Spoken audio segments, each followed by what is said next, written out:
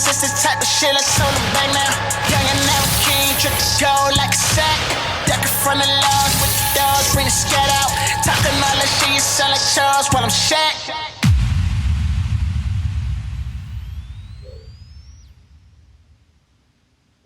Mike, checkity, Mike, checkity. Mic check, 1, 2, 1, 2.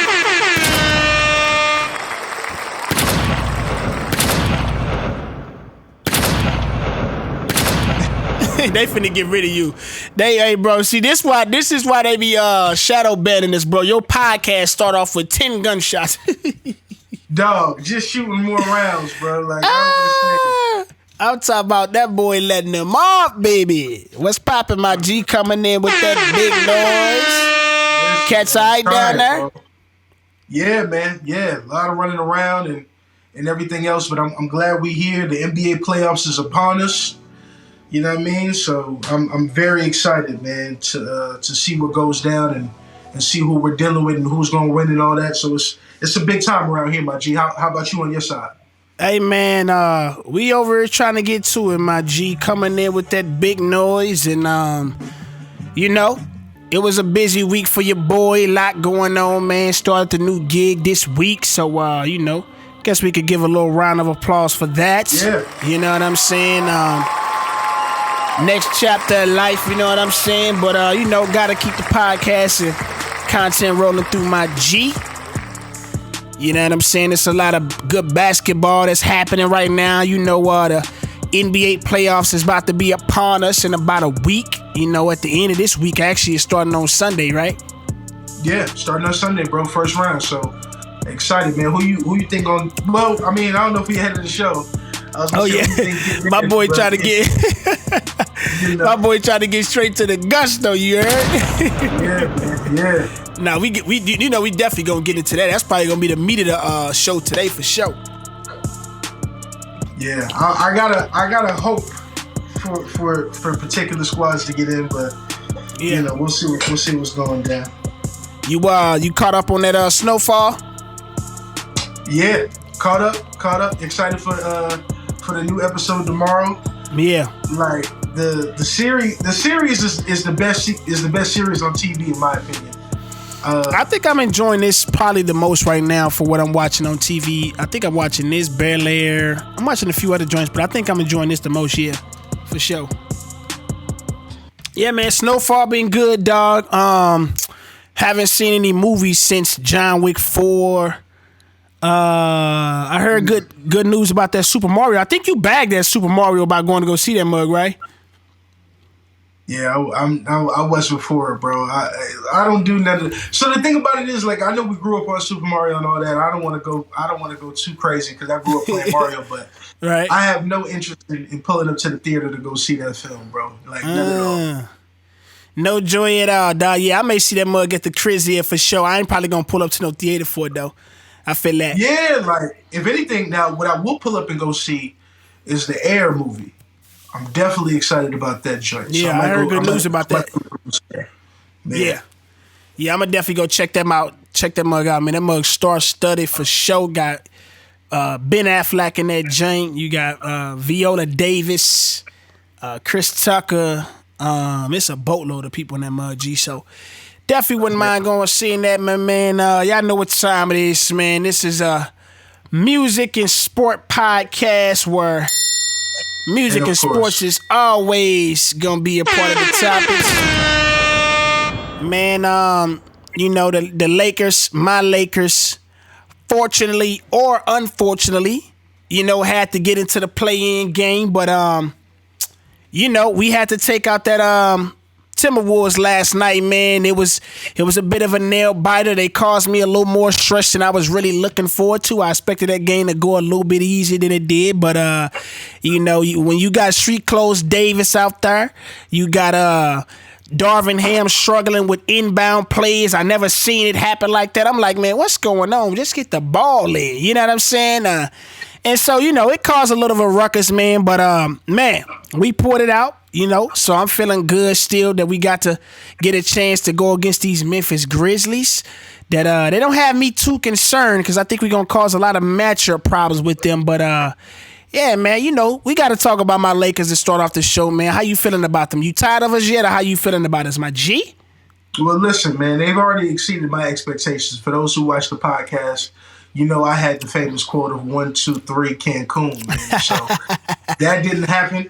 Them brothers are in the playoffs, surprisingly. Anthony Davis, held on to his end of the bargain, and LeBron came back, and they've been playing some great basketball ever since. Still think they're a year ahead of schedule from what everybody thinks they're going to do in the playoffs this year. Yeah. I just think they're a year away. I expect them to probably either challenge or come out the West next year, because I think they have a well-balanced squad, which is one of the things you hope to build in the NBA, with the management of stars and role players, and everybody kind of knows their role. Yeah. Some of the dudes who had egos on the team, like Russ, and even to a smaller degree, Pat Bev and stuff like that, those dudes are now gone. And now you replace those dudes with Malik Beasley, Jared Vanderbilt, Rui Hachimura, dudes who just know how to play their role and play it well. And I think that's what's got the Lakers rolling. So, yeah, I will say, though, the one thing that I am concerned about is the Lakers struggled to take out the Timberwolves last night.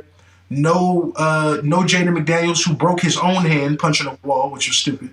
No Rudy Gobert, who punched his own teammate, which was also stupid.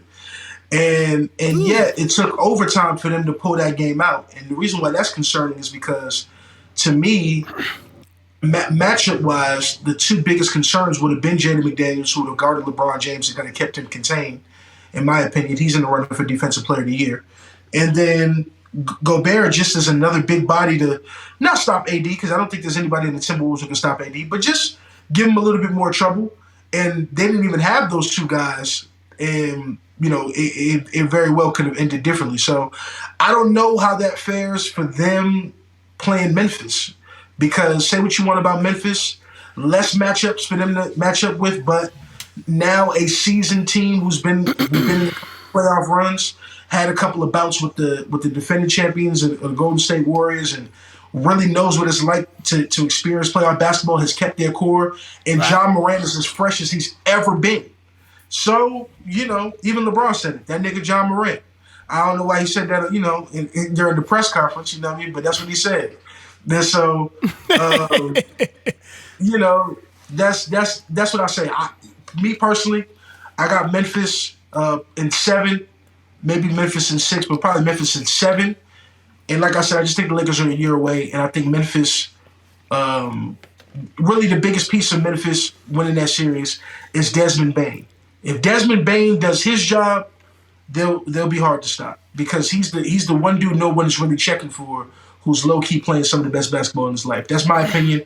Memphis in 7 in a hard-fought series. You feeling good about the Memphis boys, huh? Yeah, okay. Well, I mean, yeah, for sure. Yeah, when you draw it back to some of the guys or the main pieces over in Minnesota not being present, and they're struggling, that was a big concern. But then I quickly learned that Timberwolves actually played better without Rudy Gobert this year. However you want to put that together, I believe they had a better record without him as well. But they had a lot of moving pieces this year because, Cat was out at times, and I think he may have been clogging it up a little bit for him. AE as well. Man, that was probably the biggest, eye-opening thing for them, or sore for the Timberwolves, was how bad AE played, because 3 for 19? Something crazy like that. It was one of the horriblest, one of the worst shooting percentages he's probably shot. But Jared Vanderbilt, bro, he was on him, man. So that's what I was looking at. Ja is a notch up from AE, but Jared bringing that size to stay in front of, or attempt to stay in front of Ja Morant, because he can move with those guards and he got a bigger frame. I expect that to be pretty impactful on the play of Ja. You're not going to contain him, but I do expect him to have some impact on how he kind of plays. And then if we build a wall, I think that's going to be, that's going to be key as well. They shooting going to have to be crazy from the outside. But our defense, bro, I promise you right now, the Lakers defense has took a major uptick, probably the best defensive team in the second half of the season since the trade. I think we played defense when we really had to in timely moments, like that fourth quarter. I think we only allowed 9 points last night with Timberwolves. You know what I'm saying? So they had it going the first 3 quarters because they was shooting lights out. We was shooting horrible. I think we shot like 30 from 3 and 40 from the field, which that probably ain't gonna happen again. That's another reason why we just couldn't buy a bucket and we had, deficits to overcome. But I don't see that happening. You know what I mean? I definitely see AR shooting better. Malik Beasley, he's pretty streaky, but he'll have his games where he'll go crazy, and then probably have his games where he's a bit struggling. But our stars were stars. You know what I mean? AD and Brian both had double doubles, some timely blocks, by each one of them, and I think we're gonna be able to get these guys Memphis in about 6 or 7. If I gotta put money on it, I wouldn't mind seeing 7 games, but I'm gonna go with 6. Desmond Bane to me is a great. I don't know, man. I feel like he's not gonna be that in this postseason. I know this dude be having back problems every once in a while. You know what I'm saying? So I'm not gonna think he's gonna be a person that comes out and be the X factor. But we shall see. You know what I'm saying? Because Dylan Brooks is going to be the downfall for them, I believe. He talking about I wouldn't mind playing LeBron, and he got the nerve of saying, send him home in the first would be nice. I'm like, bro, what's really going on? You talking about LeBron James that's been done and seen any and everything in the playoffs, and for sure has faced fiercer opponents than a Dylan Brooks. Dylan Brooks talk too much for me to even take him serious, dog. So if he think he gonna be the person guarding Brian, man, I can't wait to see it, because Brian, when he gets pushed over the limit of cats is doing too much, he remind cats. And I think he's on that type of course this year. You know what I'm saying? And AD's I think he's gonna have a field walk, a cakewalk with them guys over there. You know what I'm saying? You excited about old boy they pulled up from the G League, huh? Come on. Oh, Kenny Lofton. Listen, let me tell you. Oh, not only does he have one of the best names in the world. We share the same name. But God, here we go. See, this is just what I'm talking about. Kenny Lofton. He's representing for the big fellas, man. Kenny Lofton remind me of me when I play ball, man. You know what I'm saying? Husky dude. Who can get on the court and give cash buckets, man. You know what I'm saying? Might have been chubby, but it was hard to stop me. You know what I'm saying? Left hand, right hand, turn around. So he remind me a lot of me in my heyday, man. You know what I mean? And so that's why I rock with Kenny, man. I think Kenny gonna have, not too crazy of an impact, but I'll say this: I don't like nobody on the Lakers bench to stop him. You better get AD on that young fella. Oh God! That young fella put up 40 with ease. He put up 40 against a third streamer out there, probably. What I'm saying to you is, though, when I think about the Lakers bigs, I'm not scared.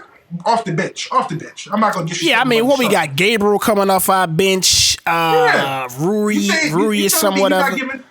You telling me he's not giving buckets to Gabriel? Please. Yeah, I mean, see, did you? I didn't. So I didn't see that game when he got the 42. How does he get his buckets, or how did he get him in that game? Listen, hit about 3 threes.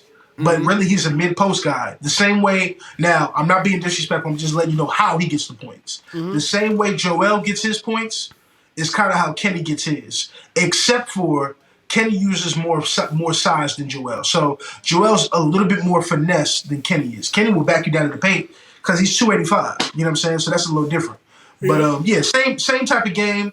Mid-post, likes to catch it in the mid-post, step back, turn around, and then bang inside. That's his game for the most part offensively. Bang inside, yeah, pause. But that's what he on. Yeah, it'll be interesting, man. I guess they had to at this point, because I wasn't even aware that the timetable for Adams was just kind of unknown or indefinite. I thought he'd be back before the postseason, but I think a combination of that, Dylan Brooks running his mouth too much. And Ja's job, but I don't fear cats in a series that don't have a jumper that's not lethal from outside. He's not that. Ja's not lethal from outside. He's respectable, but he's not like, oh, we finna send 2 at him, or off of every screen, make sure y'all switch it. He's not that. He's a person you got to worry about how he's gonna get to the rim. But I believe we'll make the adjustments game by game. If he was killing us, one game at once upon a time, and by the next game we'll look at tape, get back right, and we'll be Gucci, because our defense right now is peaking at the right time. You know what I'm saying? And them weapons over there, with the way that they are kind of armed. Only thing I'm gonna worry about really is maybe the outside shooting from Desmond Bain. Dylan Brooks, he's like on a recent bad shooting stretch of like 32% now. He not even, and Ja's not that. Jared, I know, here we go. People want to try to make the whole matchup between Jared Jackson and AD. I'm not worried about that at all, bro. At all. I mean, I believe he's gonna remind cats. If y'all, AD gonna remind the world of basketball. If y'all thought this was the defensive player of the year, let me go ahead and kill his case this series, bro. That's what I believe about to happen, bro. He's playing like this is the AD that's starting to get back to that type of play and level he was going into the bubble, bro. Haven't seen him in a while, but he's been showing an appearance over these last 2 months or so, bro. For sure. You know what's so funny, man? I really like Lakers fans, bro, because y'all feel so strongly about cats y'all can't trust. It's amazing to me, bro. Like, I remember back in the day when the real Lakers fans was out, and Kobe had dragged that squad that was in the AMC. This is when he was by himself. I think even before he got Nash, but he had who did he have? What season you talking about? Sasha Vujacic was on that roster. Yeah. Like they barely. You talking about with Kwame Brown and all them cats? I'm talking about the roster that played Phoenix in the first round. That went 3-1 and then blew it. Yeah. Yeah. I remember. And a lot of cats was like, we don't just got Kobe, we got this dude, we got that dude. And I was like, wait, are y'all really putting y'all faith in these cats? Like, but with the Lakers, y'all just feel like anybody y'all got in y'all squad is worthy enough to make some type of impact in the playoffs. Nice. Let me tell you something, man. Anthony Street Clothes Davis is, again, I'll continue to say it because I believe it's true, top 3 talent in the world. Do I trust him in any scenario with pressure, performance, big moment? No. Sometimes does he surprise me like in the bubble? Absolutely. Sometimes does he do what's unexpected, like his ability to keep the Lakers afloat while the Browns gone? Sometimes he does. Do I trust him in any series from the beginning? I do not. And so if he's going to do Jaren Jackson like that, I need to see it. And more than just one game, and then giving me 12 the next or 15 because I bumped my toe against my teammate when we was going back to the huddle. Like, I need to see him give him 30 a night if that's what you're talking about, because I don't see that. And I think at some point, Jaren Jackson's going to win at least 2 of them battles, throughout the series, and that would be enough to get Memphis over the hump. So, listen, I hope Anthony Davis. I'm gonna tell you our game plan. The game plan, because Jared Jackson Jr. is sure a decent defender, but I don't believe he's had enough experience in this position or at this level to be equipped to guard somebody like AD. Like you said, top 3 talent, bro. One of the most skilled bigs we've ever seen. I believe the game plan is to get Jared Jackson Jr. in foul trouble, which I believe we're going to have a good chance at doing that pretty much on a nightly basis. This is the series where we run primarily through AD. It would be illogical to not do that. Why not? You know what I'm saying? And Brian is Brian. I don't think it's really going to be anything they're going to be able to do with Brian. And both of the guys, a problem during this season was for the Lakers is it wasn't enough time where Brian and AD were both getting theirs on the court at the same time. But I think we won the last 11 of 13 games or 10 of 12 games, something like that. They both been simultaneously been able to eat, you know what I'm saying? And it was a worry about going into this playoff postseason about if we going to have enough time to gel with LeBron coming back into the lineup with the new guys that we had. And, bro, we've been able to do it, Doc. You know what I'm saying? We've been able to do it. It's a nice rotation. I think that starting 5 with AR in is a nice rotation. AR, You got AR, Jared, AD, Brian, and I think D Russell. D Russell didn't play too good for us last night, but he's had some showings where he's been a catalyst to some dubs for us. You see what I'm saying? And the rotation off the bench, Rui Hachimura, Malik Beasley, Dennis, and Gabriel. It's going to be, I don't know if all those smalls going to be able to play. It's going to be depending on the matchups, but they probably going to try to expose our big, because once AD goes out, it's nobody behind that. You know what I'm saying? So we'll see, man. We shall see. It's going to be interesting. I'm looking forward to it, dog. Yeah, what you say? You said Memphis in 6. I got LA in 6. Yeah, Memphis is 6 or 7. You got LA 6. Okay, we'll see. After the first 2 games, I'll be able to see all I need to see, man, because I truly think that Memphis, this is gonna be the best team y'all have played in about 2 weeks. That's also another thing. Yeah, we'll see. We'll see how y'all adjust. I'm excited. He talking about the best team we played in 2 weeks. We shall see, man. NBA play-in games, dog. Before we even jump into the actual games, give me your immediate thoughts on if you even believe, because I was having a conversation just probably before I got on this podcast. My boy called me and he was talking about the Bulls and Raptors game, and he was like, yo, is these games even necessary? Because he asked that because Miami was like 44-37 or something, and then they ended up losing to the Hawks.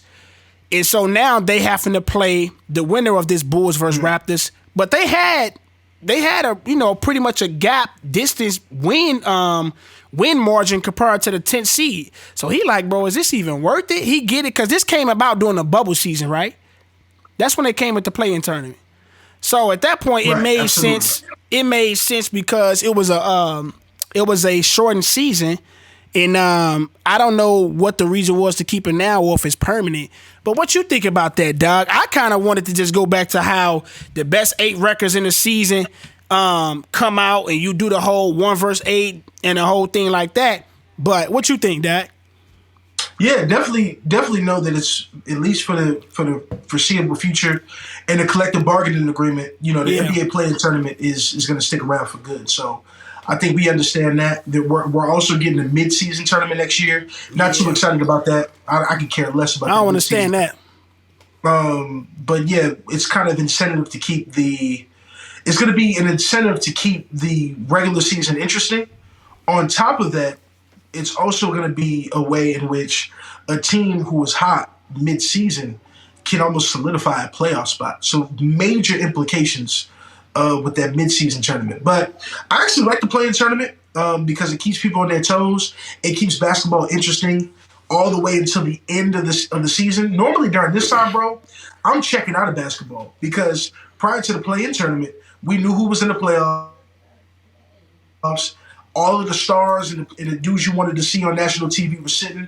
These games didn't make no sense to even watch, let alone play. But now, like, these games down to the wire are literally going to be deciding people's seasons. So, as far as I can see it, that's how I'm feeling. Yeah. Yeah. I mean, I guess it makes it a little bit more competitive down to the end of the season. It just that whole 7 through 7 through 10. That's 4 squads. That's a bit of a margin down to be trying to make those guys at the 7 seed still battle versus a 10 seed. You ain't even 500 and you still got a chance. They gotta win more. Like I think they gotta win. Like the 10 seed gotta win basically every game in order to make it. And the 7 to 8 just gotta win the first one, or they gotta win the second one after they lost that first one. But yeah, man. It was an upset with I guess they was calling it upset because a lot of people going in had them favored to win. But Hawks versus the Heat. I think Jimmy Buck is even kind of guaranteed the dub. Kind of saying Cash forgot about them since like last year they was in the Eastern Conference Finals. You know what I'm saying? And at that time nobody had them picked, and kind of going into this play-in game and tournament, it was kind of the same narrative. But yeah, man, Hawks upset them boys. They I seen that they got a little more physical than them. That's typically how Heat plays. Trey Young, I think that was good for him because I think it's a starting of talks around him not being the guy that he kind of was supposed to be in Atlanta. You know, it's kind of interesting because just a few years ago with the upset going to the conference finals, they was kind of making a lot of noise, and now already 2 years later, he kind of already, you know, on the bad end of the stick where they may be talking about trade him. So I thought that was good for him. Of course, I don't expect him to get nothing really upsetting versus the Boston Celtics. But, yeah, man, I thought that was interesting, man. What'd you think about that between the Heat and the Hawks game with that? Yeah, I think Trey Young has put himself back into that conversation to not let people forget about him. Yeah. And he's auditioning for the next team that's going to trade for him because he's out of Atlanta. This season? You know, this offseason? Most likely, bro. Trey Young has caused way too many problems over there. You got one of the best coaches in the NBA fired. I'm not rolling with that, bro, at all. I think that's trash. Yeah, Nate McMillan, a black coach. We already don't have enough of those in the NBA already. And then I think Trey Young, in some ways, is not worth as much as you have to pay him and keep him around. He just signed for like $200 million. He's not worth that. That's insane. 2 minutes to play defense. He thinks he's Steph Curry, but doesn't shoot half as well. Like, I like Trey Young. I think he's got ice in his veins. But if I'm Atlanta, I got Murray. I'm gonna see what I can get in the trade market for Trey, and I'm gonna move on from Trey, man. He's just caused too much trouble in the locker room, if you ask me. So, in other words, you don't believe Trey Young can be the number one on the championship squad? No, I think he could be. I think what he did in the year that he brought them to the Eastern Conference Finals was his ceiling. That's what he's capable of, and I think that for a lot of players, that's a hell of an accomplishment to even be able to drag your team. No, right. I'm keeping it a buck though. Like, hey, listen, to even be able to drag your team to the Eastern Conference Finals is something you can tell your kids one day. But do I think that if Trey Young is your best player, you'll ever be in the finals? Absolutely not. Yeah. No, I don't. He would have to catch so much fire. He would have to beat Jamal Murray in the bubble and then some. And I don't think Trey Young can do that. So, yeah, it may. Yeah, I think the verdict of where he's, where his tier and ceiling is kind of being made, it's already being shown. I don't expect him to be better than what he's already been and where he is now. A lot of talks around him was like, yeah, he shoots like Steph Curry, but at a higher rate, which he does, but he makes him at a lower rate. He shoots more volume, but and misses at a more volume as well. You know what I'm saying? Like, of course. I'm trying to talk about this boy and just ended up demolishing that boy play. Like, he shoot a lot of threes, shoot a lot of shots, but he misses a lot too. Not the most efficient. I was happy when they got DeJounte Murray. I thought that was going to really upgrade them from the years previous, but they really was really a per 500 team all year, and so it was a bit surprising after they even got Murray over there because I thought that was going to be a big deal. But it was dope to see that them upset Heat, and we'll see. I mean, we already know what the verdict going to be. I expect them to be out probably in the gentleman's sweep versus Boston. You know what I'm saying? Gentleman's sweep. Yeah. Man, we about to beat them boys in 4, bro. We getting the bros. I mean, y'all should, but Jaylen Brown out here picking up broken vases and slicing that. You know what I'm saying? What's up with your boy, He'll be all right. No. Jaylen will be all right, bro. Jaylen will be all right. Hey, only conversation I want to hear around Jaylen is that he makes one of these NBA teams so that we can go ahead and pay him his money. He can stay in Boston for the next 6 or 7 years. That's all I want to hear as far as Jaylen Brown is concerned, man. He'll be all right, man. I mean, if he don't get on at least the second or third team, or the third team at minimum, I suppose they probably going to give it to – what did he play, the 3? He got to go up against the – what is he playing? It would be disrespectful. It would be disrespectful. I think he's going to be at guard anyway, but I think it would be disrespectful to not get him on one of those teams with how he's played this year, 27.5 a game. Gotten better in almost every way this year. If he doesn't make it, though, the reason why I'm talking about that is because if he doesn't make it, then he's out of Boston. because we're not going to be able to pay him, and he's already kind of upset with us anyway. So if he doesn't make it, he's out of Boston, then I don't want to necessarily see that. So hopefully he gets on the team. We pay him his money. End the story. He's got to be here for the next 6 or 7 years, and we can talk about something else. That's the goal. But Hopefully we getting the so, Hawks. dog. We getting the Hawks out of there, bro. 4-0, bro. Stop playing with us. Hopefully so, dog. I mean, y'all should be at a boy, man. They should be at an average 30 and 35 between the Jays. You know what I'm saying, and just really blow them out. I really suspect Malcolm Brogdon and Derek Wright probably gonna be some cats that's having fun with them now, because honestly, bro, y'all backups is almost better than they starters. Like, no kizzy, dog. Yeah.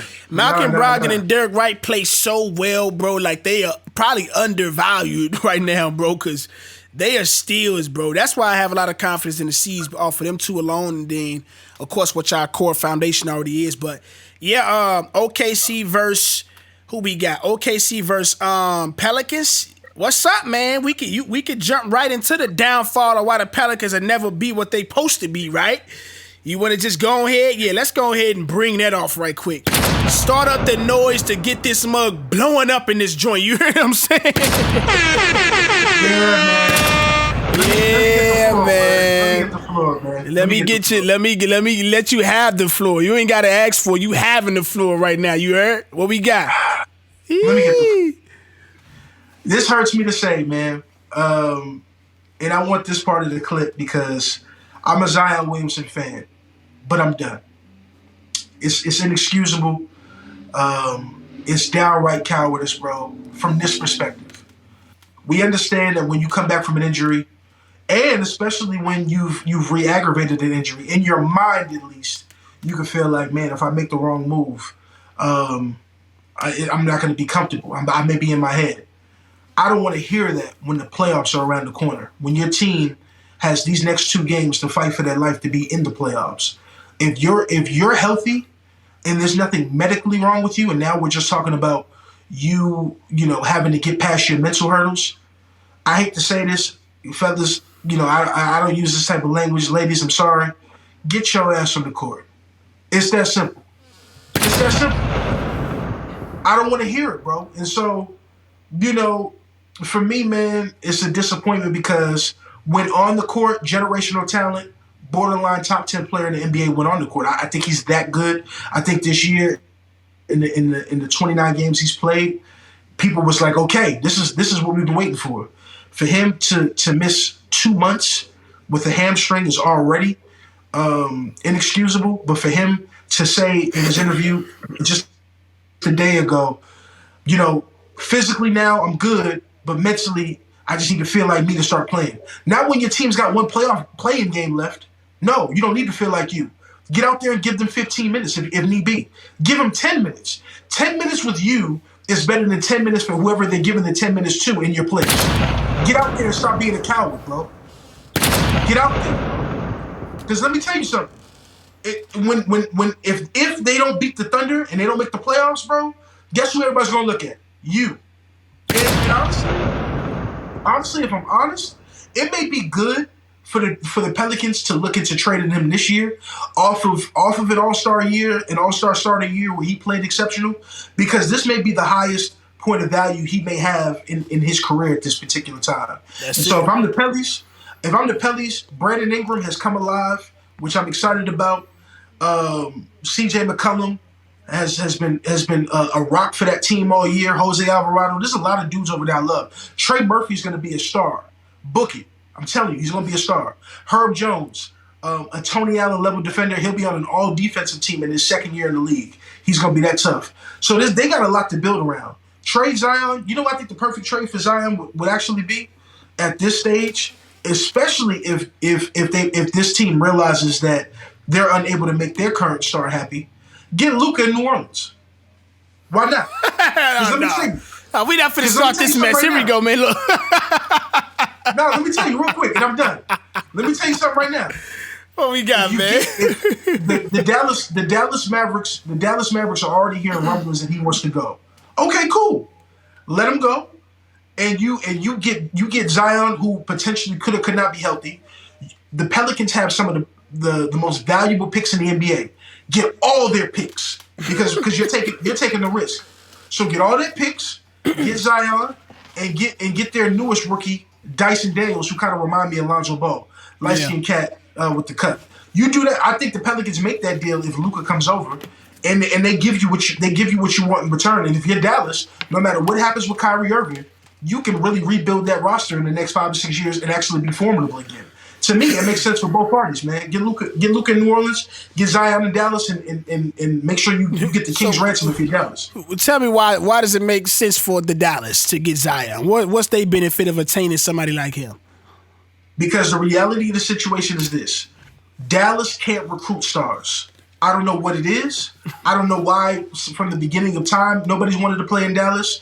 Even Dirk Nowitzki had to essentially will himself to a championship because nobody wanted to go play in Dallas for whatever reason. And I think they have a great I think they have a great owner who's willing to sign the check. Listen, the owner's so faithful. Delonte West was out here being a crackhead, bro. He went and found him, took him in, gave him shelter, put him in rehab. Like the dude cares about people. I don't know why he don't want to play. And now Delonte West back out here snapping, popping in front of 7-Elevens. What's going on with the brother, man? Pray for him, God. I don't know what's going on with Delonte, but they tried again. My point now is to say they tried to help him. Yeah. No state income tax. Dallas is willing to spend the money in free agency. People just don't want to take it. So if you're Dallas, that means that you kind of got to adopt an Oklahoma City Thunder model. Let's build through the draft. Let's get dudes that we believe in, and let's take risks. I know if you called New Orleans this summer and said, "Hey, we know you got a Zion problem. We're going to give you immediate benefit in giving you Luka, but give us Zion, give us Dyson Daniels, and give us your next 5 years of draft picks." Because if we're honest, New Orleans, we can't trust that Zion's going to get on the floor. They would agree to that because you're not if you're New Orleans, you're not turning away a generational talent like Luka. And if you're Dallas, you have a top 10 to 15 pick for the next 5 years. Zion, that if he can be healthy at all, is a generational talent. And then you can sign free agents, whoever's willing to take your money. To me, that's how you build that roster and have something guaranteed moving forward. You looking forward that the Kyrie and the Zion link up, or we can't trust Kyrie either. We can't probably trust neither one of them guys, huh? For all we know, bro, Kyrie's gonna be on an Indian reserve, talking about he trying to get back to his roots, bro, in the next 2 years. Kyrie may be retiring, man. Who knows right now? Absolutely, we have no idea what Kyrie's gonna be. Man, to piggyback on the Zion case, man. I'm I don't know if it gives me more joy to say this, and I'm not gonna say that. I am a comical guy, but I have to say, man, the vibes that Zion has been giving me, the moment I heard him utter the words mental challenges or now I'm working on my mental, it's only one poster child that comes to my mind. You know what I'm saying? And unfortunately, no. And unfortunately, the demise is similar. Your boy Ben Simmons, man. Oh God, he's giving me Ben's bro. No. Look, we can't go the Markelle Fultz route because look, Markelle Fultz, was he a number one pick? Sure, I think he was number one, right? But I don't think he ever had the ceiling of a Zion nor Ben. Ben, pretty big prospect, not as big as Zion, but definitely in a space that was like making a lot of noise coming in. We actually seen promise in his game while he was on the court, being a great passer, one of the best we've seen, being a first all-team defensive caliber guard, you know what I'm saying, played some deep playoff runs. He actually played in playoff runs, unlike Zion, but the demise of that guy, man, has been consistently going down a road that it doesn't seem like there's any redemption at the end of that road. You know what I'm saying? Like, I mean, and when it comes to this guy, Zion, it's probably going to be even, if it continues to go that way, this will be even a more disappointment or bigger disappointment because, since LeBron, arguably the biggest prospect coming out. And we seen it, and we seen some of the promise there, but it's so small of a sample size. It's gonna leave a lot of cats sad. I believe Zion may already be a what if story. Hate to say it, but and it's looking like it's more than just him.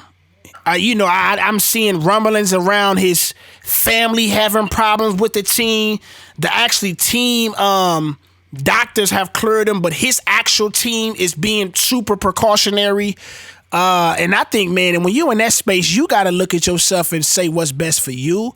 In Zion, you got the power to make the executive call despite whatever team says is good or not. It's playoff time. You know what I mean? Like, it's playoff time.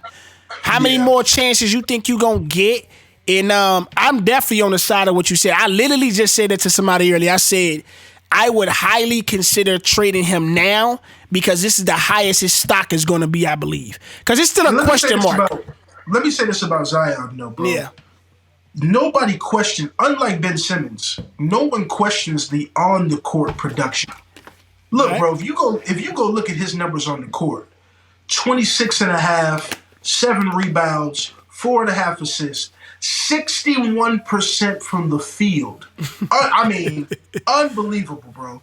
Right. But the issue is when I hear him talking about mental challenges, I don't think quite Ben Simmons because I think when Zion will continue to be Zion on the court. I don't necessarily see him not doing that.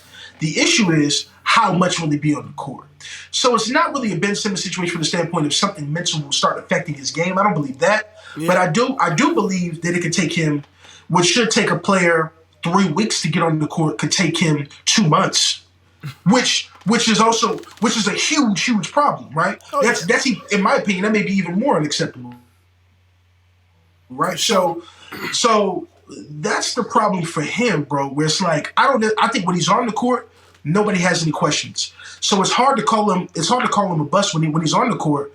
Like he's virtually unstoppable. It's just that we don't know when he'll ever play. So what good is being this great player, unstoppable perennial all-star, if you only gonna play the first quarter of the season and you're not even gonna make it to All-Star break? I don't understand what's going on. So if I'm Zion, though, because you mentioned something about the medical staff, up until 2 years ago, bro, the Pelicans were using the New Orleans Saints medical team as the substitute for the Pelicans medical team, which means they were having football trainers work with the basketball guys in order to cut costs. So that's why there's so many injuries coming from the medical staff. What's going on over there? So cut costs. Recently what they got to cut costs for? What's going on with the budget over there? They ain't got enough money to pay cats?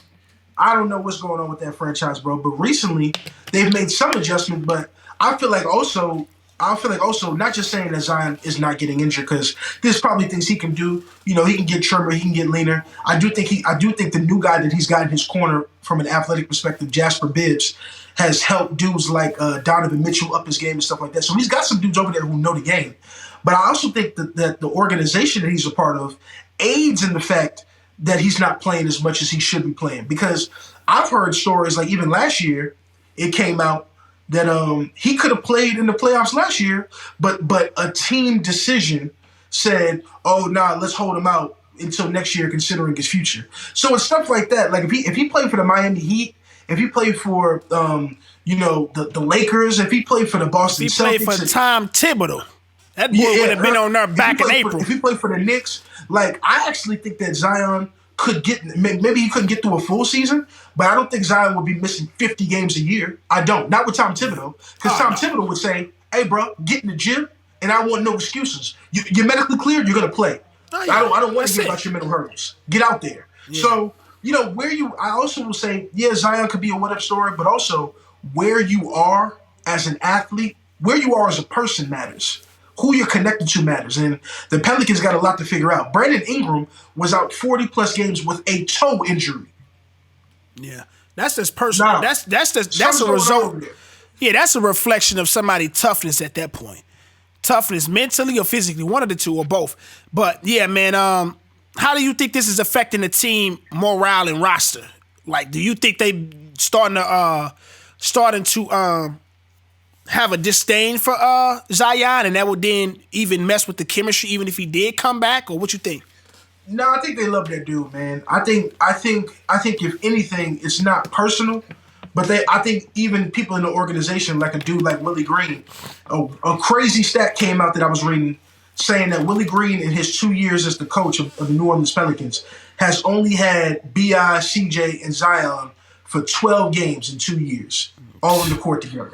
So, yeah. So the fact that this dude had a winning season with this Pelicans team is incredible to me. Shout out to them, because I don't even know how that's possible. That dude deserves a raise. Anyway, I think the morale in that squad is more like we love him as a person, but we're starting to question whether or not we can trust him as a teammate. And that is real, bro. Yeah. Where it's like, you can be my homeboy, but if I feel like you can't get a job done because I can't depend on you, our relationship is irrelevant. So I don't think they're turning on him in that way, but I do think they're losing faith in what he can provide for that team. I do think that's happening. Yeah. Yeah, I definitely would start to look at him sideways, because I know CJ McCollum right now is playing with a thumb injury that would need surgery attention come off season. So if I'm one of them and I'm over here, persevering through my own battles and injuries, like, I'm looking at this cat like, you younger than me, you the franchise player. You know what I'm saying? By default, a lot of people are influenced by your leadership, by your play on the floor, by your contribution to the team, and you missing an action. We already suffered from last year, and here we go again doing the same dance. Like, yeah, bro, I think Zion, man, this is a reflection of kind of, more than just him as a player, but as a person, dog. And it definitely would have me thinking, like, bro, you probably a great individual, but as a player, you may not be cut out to at least be on my roster. You know what I'm saying? To at least be my teammate in the number one. So, yeah, man, it's been a disappointing. Honestly, if I had to give just feedback or kind of a review of his career to this point, it's been disappointing. You know what I mean? It's been disappointing due to the expectation, and his trajectory was high, and he's only gave us so much of a little sample size that we can't be like, he'll eventually get there in he 4 years in now, right? 4 years in, and he's played a little over a year and a half of basketball. Yeah, that's insanity. Like, that's really insanity. You know what I mean? Like, if he was let's say if Embiid had kind of a situation where his first couple years were just really tragic, with him being on and off the court and couldn't be healthy. I don't know if I could foresee that happening for Zion, though, because his game style, I don't know what other game he would play. Not above the rim, be like a spot-up shooter, or kind of have, I don't know. His frame is already questionable. I don't think he can stay at that size with that game. And then if he does adjust his body, what will the game be? I don't know if it'll be that effective if the frame is not the same. I think that's the dilemma. Like, his body and athleticism at that frame is the advantage, but it's also the downfall. So it's like, what will he do? In my opinion, though, he just really has to get back to his college size. His college size was where he should have been. 270, right? You can still be strong. LeBron's been 270 before. Miami Heat, LeBron was about 270. But when you start going above that, even this year, right, when he came in much better shape. But his much better shape in the NBA has been 285, 290. That's not going to cut it. When you add 20 pounds onto a frame that's already 270, bro. Fam. He gotta unacceptable, bro. He gotta do something, dog, man. While we on this topic of demolishing niggas' bodies, you already know we going down south to the worst body in the league for a superstar to have, dog. They probably gonna kill my ass, but look, this is the NBA and this is sports. Body shaming exists. You know what I'm saying? Like, it's a whole bunch of coaches and trainers and condition coaches that probably been looking at Luka like, brother, look, you gonna have to get your body right, because honestly, bro, it looked like he done blew up since the start of the season. He came in a little slimmer, and it looked like he a little chubbier now. But it's been known that as the season go on, these dudes don't really be practicing and running 5-on-5s as much as they are coming into the season. So if you catching all these, and that's the crazy thing, it's so much noise around the NBA about all these byproducts of the NBA, like flights back to back, and how you hearing about the weather when certain shit. Like, bro, back in the day, cats ain't never know none of this stuff. We ain't never know, what it looked like, or the challenges it was from traveling from city to city, and that being a reason as to why you couldn't produce on the court. Bro, that's just life. You know what I'm saying? Like, I know cats probably think I'm insensitive, but that's literally just life. Halftime, you cats got it easy anyway because you're flying and you got millions of dollars. Like, of course, you got to go through storms and all this other stuff. But, I mean, y'all are getting there expeditiously through the air. Like, it ain't enough. You can't tell me, like, that's going to be enough to harm my game to where I couldn't produce the next night. You know what I'm saying? Like, that's just what it is. Everybody got to do that.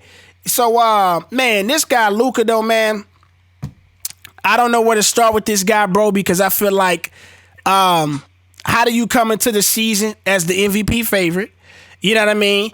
Yeah, you lose Jalen Brunson, which right now they got to be looking back like kicking themselves in the butt. Because Brunson's a number 5 seed in the East going against the Cleveland, and he really has shown like y'all probably should have gave me that money. You know what I'm saying? Like y'all probably should have gave me that money. And you got Kyrie Irving at the mid-season trade deadline, and yet this guy is still finding himself out. They even like that. You got 3 extra slots to try to make it to the playoffs now, or 2 extra, right? You couldn't get it done there.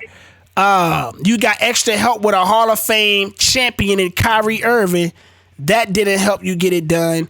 I'm hearing, it is crazy, like I was just talking about earlier. I'm hearing that he's battling something in life right now that's so hard that it's kind of affecting him now on the court. He not having his fun. You know what I'm saying? Like, and you hearing all this other stuff, like, bro, this is just happening probably to tons of people throughout the history of basketball. And cats have still went on to either win championships, went on to still produce, went on to make playoffs. Yet, you thinking this is giving you the cop-out to not produce, or to say it in conference now to let us know? I don't want to know that. I don't want to know that, and I don't want to hear that, bro. You supposed to be one of them guys. A lot of the league is handing you the league, and to be the face. And bro, you could look at his numbers, and if I'm being honest, he's being another like James Harden. As much as I say, bro, another James Harden. But I said at least James Harden was winning at least 60 games and getting to the playoffs. So honestly, you probably performing poorly than that. So yeah, man. I'm going to have to really double down on saying the guy really need to change his game. He really need to change his body. And honestly, I think it's a growing belief that I don't know if it's many people that even desire to play with Luka almost, bro. Because you done seen tons of different stars surrounding him now. Not stars, but players that came in specifically to try to help him. Yet, it's not seeming like they loving to play with him. And it's not leading to team success. You know what I'm saying? So I don't think it's a matter of him being such a bad person. I just don't know if his game is accompanying their styles and is conducive to winning. It ain't been looking like that. You know what I'm saying? Last year, I think, may have been an anomaly. You know what I'm saying? So you tell me where I'm wrong at, man. You know what, bro? For the first time in the history of this podcast, I have no words for you, bro. I can't disagree with you saying. You know, I actually went to go do some research after we kind of had discussions about Luka. Not that my stance on how good he is has changed, because I really think dude is not just a generational talent, but also a generational player. Meaning, he's putting that talent into focus. Luka's not the fastest guy. He's not the most athletic guy. Like you said, out of shape, chubby. And still, nobody can stop him from giving you a step back, getting to the lane, doing what he wants to do. So I think he's actually capitalizing on all his potential. However, what I will say is I went and I looked at Luka's rookie season, and I looked at his body composition. And then I looked at this year. Bro, it's clear. It's clear. It's night and day. And bro, like, I wish I could give this dude some rope, but no. Unacceptable. Everything you're saying about what he's got to carry on his shoulders being that good, for you may disagree with this. For me, the expectation is on Luka to the degree that it is, because hate it or love it, he really is that damn good. So for me, that's why the expectation is there. For you, it may be something different. It may just be media or whatever. But to me, he's that good, and that's why the expectation should be there. And so, given that, and then given the lack of work on the physical side, that I feel like that's the part that he can control. If you're not doing that, word, I completely agree with you, bro. You're not gonna get no argument from me today. I 100% rock with what you're saying. It's unacceptable. I'm really tired of talking about the nuances of cats. Like, I feel like I care more about what's going on with cats and their success than they do. And if that's going to be the case, we can move on. So Luka don't even deserve the time that we've given him at this point, bro. He's out the playoffs. Let's talk about some winners, bro. Let's move forward, bro. I'm tired. Oh yeah, I like that. Yeah, we definitely clipping that. Let's move on and talk about some winners, man. Hey, talking about some winners, man. We got a big time quote, man. Big time statement. You know, we definitely could talk about Giannis in this mug. You know what I'm saying? I feel like Giannis almost becoming underrated and flying under the radar, it sound like, man. Giannis made some recent comments. I don't know who he was giving this quote to or who was interviewing him, but you know, it was Bleacher Report, I guess. They must have been somewhere where they was practicing or something that. But yeah, they was asking about MVP and everything, and he say, look, I will never try to create a narrative about the work I put in, and maybe that might hurt me because I believe the last 5 years I've been the MVP. Do I want a third MVP? Hell effing yeah. I want a third one. I am extremely competitive. I try to make any team successful or make my team successful. That's what I get paid for. That's what I'm here for. I'm never going to be one who discredits anybody else's work. That's not who I am as a person, and I will never beg for an MVP award that I believe I deserve. I'm very proud that I'm able to play at an MVP level because that means I'm making my team very successful. That's the goal. So, very strong comments on the MVP. You know, some of the stuff that stand out. He feel like he was the MVP for the last 5 years. I think that's very appropriate for him to think that way. You know what I mean? Because his name is definitely in the conversation for the last 5 years, just as it is today in this season. I don't know why it seems like the MVP has became almost a controversy. It's probably because of the Jokic on the verge of winning 3. I feel like some of the commentary around this year's MVP is like some we've never seen. And it's having so many people actually having to comment on it to the point where coaches are campaigning for their star players in the locker room or in the press conference. But yeah, man, I think I was back what I was just saying earlier, dog. It's almost becoming almost like this cat is almost underrated because we didn't got so conditioned to him performing at a high level. Him giving us remotely 29 or at least 30, 10, and 5 for the last 5 seasons, dang near. He's probably at 31, 12, and 5 this year in shooting 55%, which is insane. So also being a defender. So it's like, bro, I would definitely feel like that. I'm the best player in the world on the best team in the world, record-wise, or if you want to say off the eye test. Yet you still got everybody else maybe voting from a space where, we tired. I think this guy deserved the MVP because I think it's his turn. We don't want to see him miss out again. Or you got people that's rooting for Jokic, where it's like he's dang near on the verge, averaging 24, 10, and 10 as a big, so he's getting a triple-double. And though this guy's never been to a never been to a finals, and has had early outings in the postseason during this winning MVP season. So it's like, man, you gotta feel a certain type of way if you honest at that point. You know what I'm saying?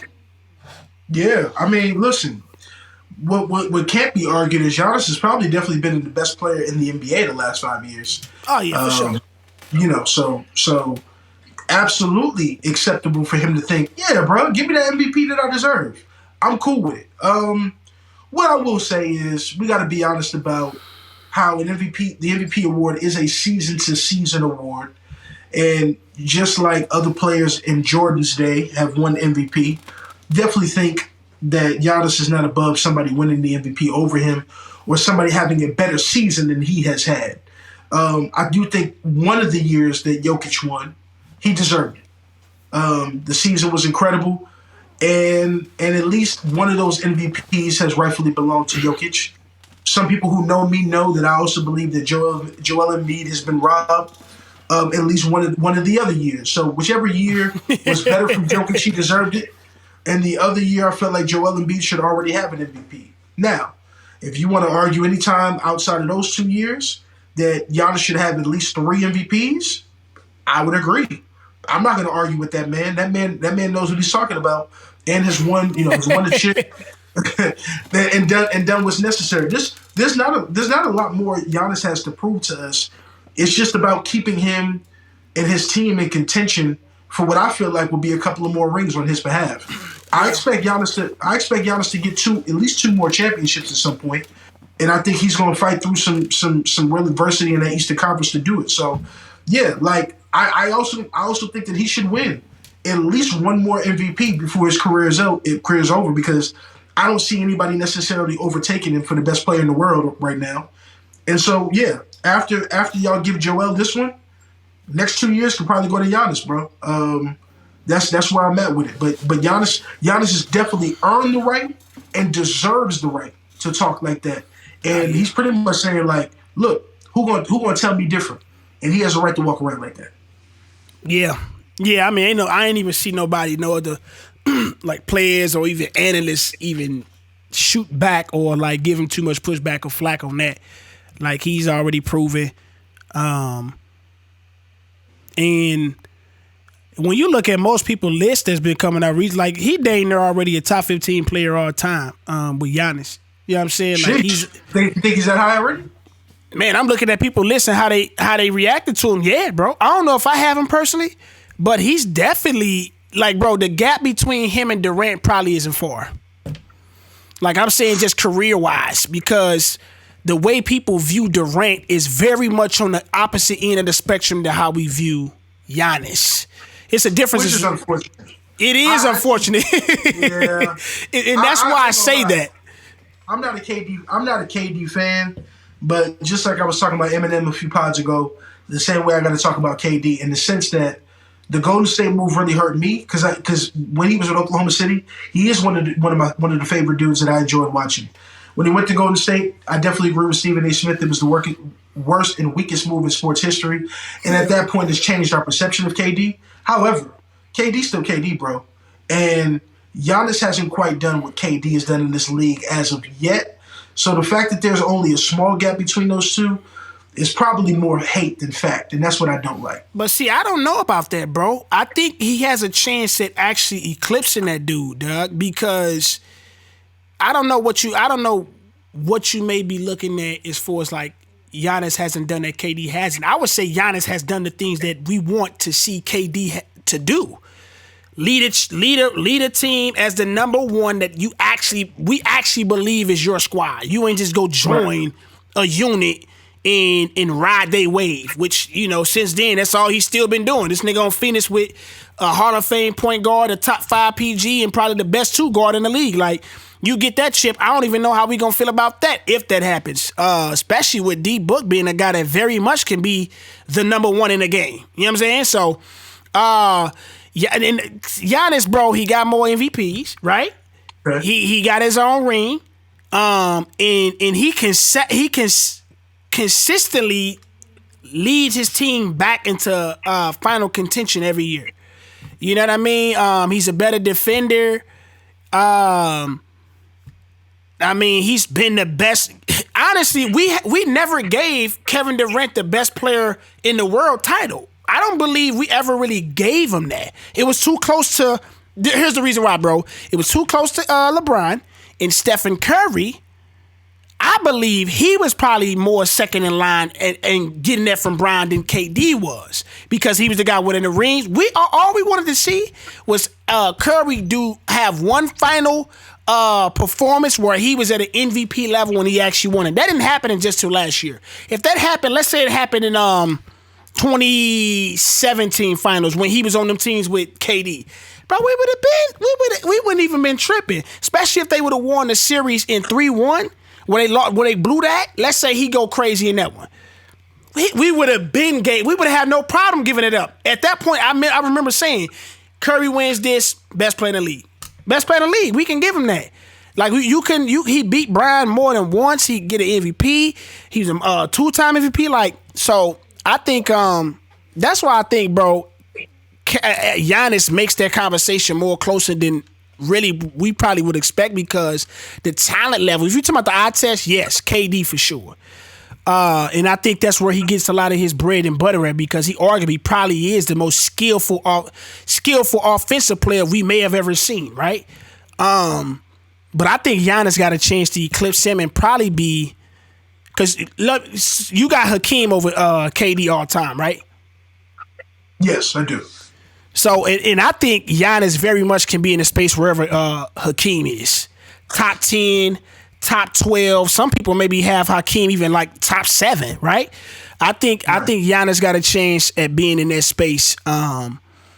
So yeah, just because he's just done it in ways we haven't seen cats do it for real in this era. And he consecutively puts together seasons at an MVP level. You know what I'm saying? Yeah. I will say when you say it that way, it does give me cause to pause about what I'm saying. Only because KD is in a way shooting his own legacy in the foot, and I don't know what to do with that. So that does change things for me. But we'll see, bro. We'll see. I'll say this: if he does get a ring with this Suns team, and he gets Chris Paul the ring, I'm not gonna be mad at that, bro. And I don't think most of the that's a subjective. That's a preference of yours. That may be feeding your bias. I don't think most of the NBA will have a problem with it either, because, like you have said in the past, those Suns, though they made it to the finals, still feel kind of unproven to me. And so if KD takes them somewhere that they haven't been able to take themselves, I do think that he would get a lot of credit. And I also believe, if I'm not mistaken, that would be the first championship in Suns history, which also means a lot. Yeah, let him get a ring this year. Don't think he'll be penalized for that, bro. I actually think that he'll be praised for it, and it could potentially help his legacy. But we'll see. We'll see. If he gets a ring, like it will do some good, because you just got there, and you get it in the first year. If you have one of those performances in the finals, yeah, it'll erase some of the blemish that exists. But yeah, we shall see, man. We shall see, because it's still a long road them guys got ahead of them. What they got? They got Golden State in the first round? No, they got Clippers. This is gonna be. Hey. We can get into that going into this right now, man. Playoff picture, man. Playoff predictions. That first round is looking pretty good. Both sides seems to have some interesting first rounds. You know what I'm saying? Let me see. Let me get a picture of this right quick so I could throw it up here. That first round looking mighty spicy. You know what I'm saying? Yeah, first round's definitely looking good. Love that Clippers Suns matchup. Think that's gonna be fire. Obviously, Lakers and Memphis. Definitely want to make sure that you pay attention to that. Let me see off the top. I think Denver will most likely, if they handle business. We're recording as this is happening, but if they handle business, Denver will most likely get the Pelicans, and hopefully, at least my guys will be my secondary team that I like. I just like their young talent on their roster. Second team I kind of pay attention to league pass wise. Hopefully they do some work over there, and they get past the Thunder and make it to the 8th seed. So I think the West has a lot of intriguing matchups. In the East, the matchup I'm looking for is the matchup that you got highlighted right now, bro, that you try to bring over to the screen. Which one? And that's that Cavs-Knicks. That's that Cavs-Knicks line. Woo! That's going to be You looking forward to that? You watching the East.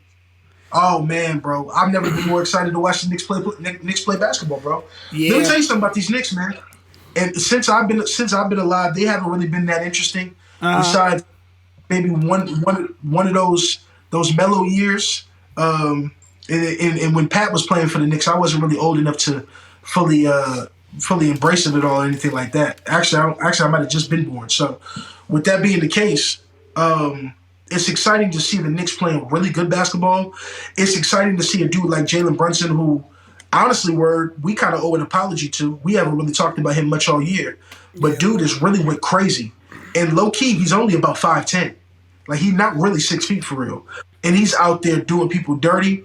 A lot of people, his coming out party was last year with Dallas, and seeing how he's led this Knicks team. Yeah. He finally got his chance to shine, and he showed that he wasn't a one-hit wonder. Yo, much respect to that dude, Jalen Brunson. And then a dude I think that you were in wait-and-see mode with, in Donovan Mitchell, has had a breakout year when he finally gets a chance to have his own squad. And so now a lot of respect got to go to Donovan Mitchell as well for how he's played, put up 70 in a game, doing stuff that's unheard of. So that matchup is so spicy because Donovan Mitchell should technically be in a Knicks jersey. So that makes it even that much more intriguing. Yeah. That's in the East, in the first round, that's the matchup, bro. That's the one. Nah, that's I agree. The one. And I'm hoping that Donovan Mitchell goes crazy, but the Knicks win the series. That's what I'm hoping. What you got on that? You want the Knicks to win? I don't know about that, man. Because the Knicks go have to go after that and face who? Boston. That's why you want to see him go win. No, we don't get the Knicks. We wouldn't get the Knicks next. We would get Philly. Oh yeah, that's right. Yeah, Philly got it so easy. Yeah, the first round, that's definitely gonna be interesting, man. Jalen Brunson, yeah, definitely owed him an apology, man. That dude, he's proven he was the leader that was in Dallas for real. You see what I'm saying? You take him, you remove him. You remove him, and it's a whole bunch of chaos in Dallas going on. You know what I'm saying? They got an investigation going on over there with all the guys supposedly was set that last game to tank down to protect their lottery pick or something like that. And then you got all the other nonsense. We're probably looking around J Kidd, maybe out the door. Not sure what that's gonna look like. So man, yeah, it's crazy to see when you remove pivotal pieces and see the chaos and the collapse that happens when you do something like that, and you add it to a team as such as the Knicks and how formidable it makes them. You see what I'm saying? Because over there in the Knicks, I really wasn't bought in on them guys. I'm still not. But they, with Jalen Brunson, they have a sense of being a unit and not just looking like some guys that lucked up and had a run like when Julius Randle kind of had a crazy, what he win, most improved player of the year. This seems more believable this time around with his presence over there. He's had a deep run with Dallas, Western Conference Finals. And yeah, I mean, I don't know if I'm picking them versus the Cavs. I think Donovan Mitchell has proven to be a guy to arise to the big stage. Probably one of the clutches of the new gen. Between him and De'Aaron Fox, probably definitely two of the best late game guys that you can count on and be dependable of. So I expect him to get that done, man. Probably, and I can see that one going 7. I expect it to be competitive.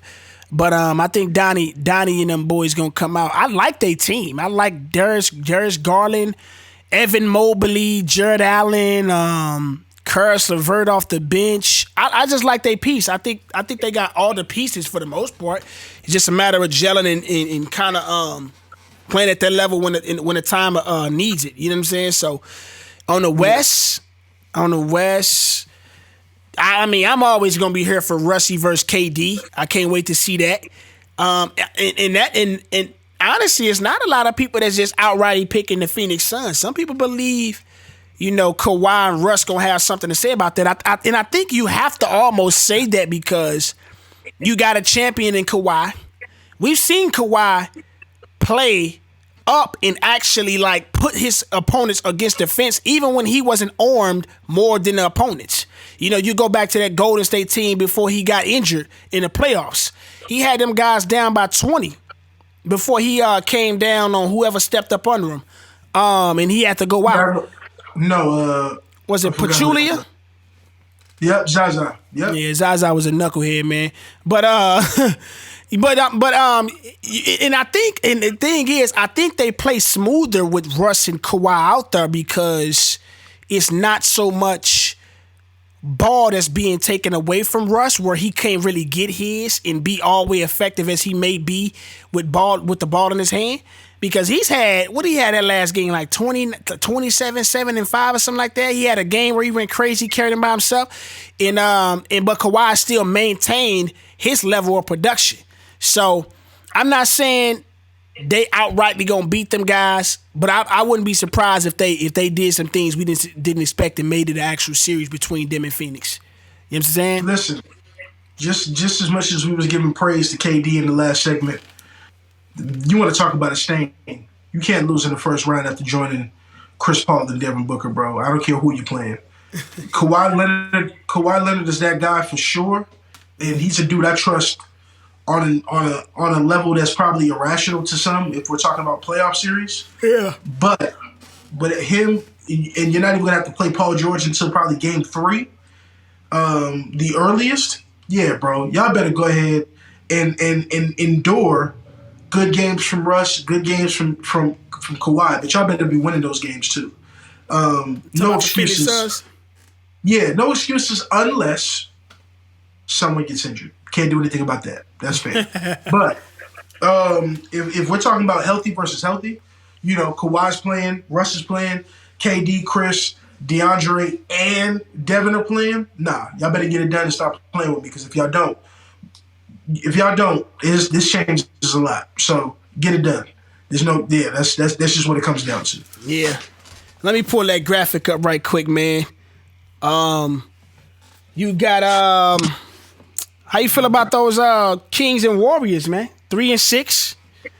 It's kind of like, bro, I think historically it's like the most explosive offensive meeting in the playoffs. Like, I think they averaging something crazy. The Kings are going to go down.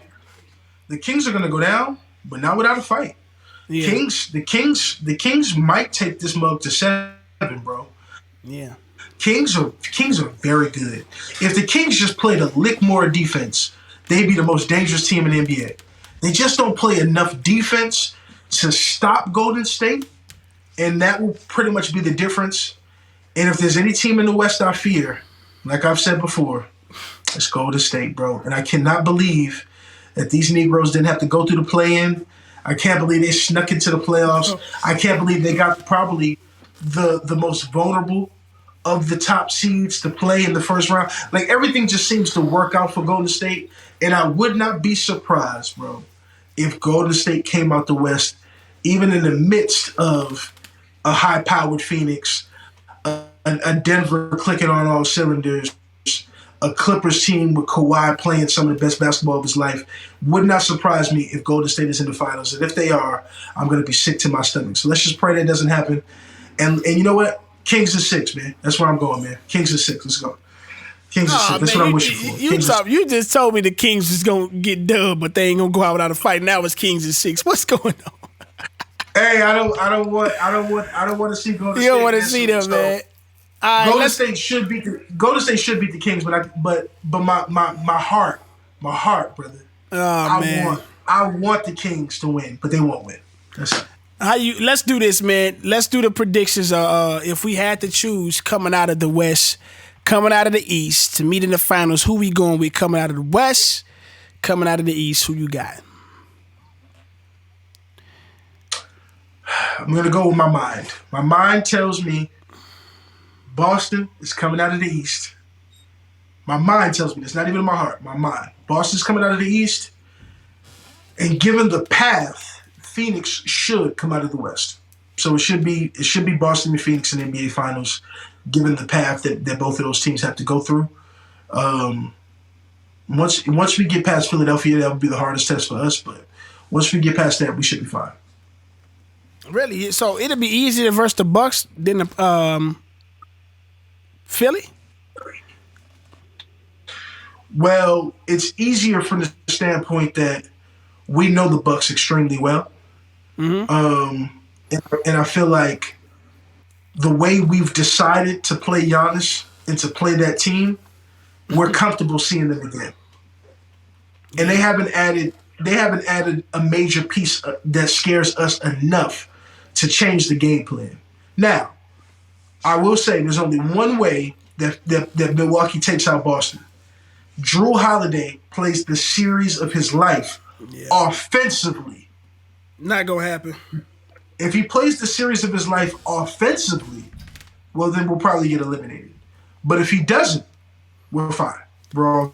Because you know who over there that's been questionable is Chris Middleton been back out now. So that really gave me doubt in them. Right. Yeah, but somebody over there, would just have to play out of their mind.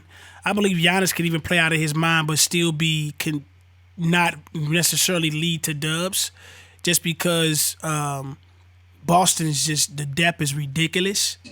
And I do want to see how Mazzulla's gonna make his adjustments going forward in this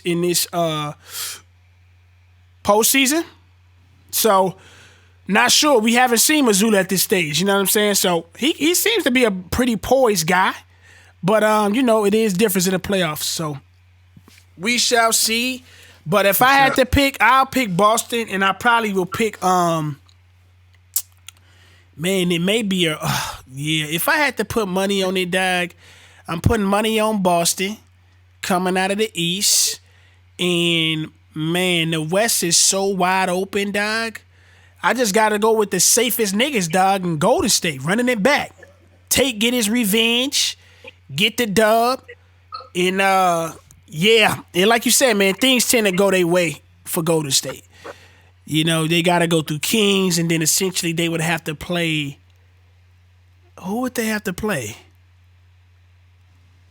Second seed. Who's the second seed in the West? Hold on. They would have to play Memphis or us?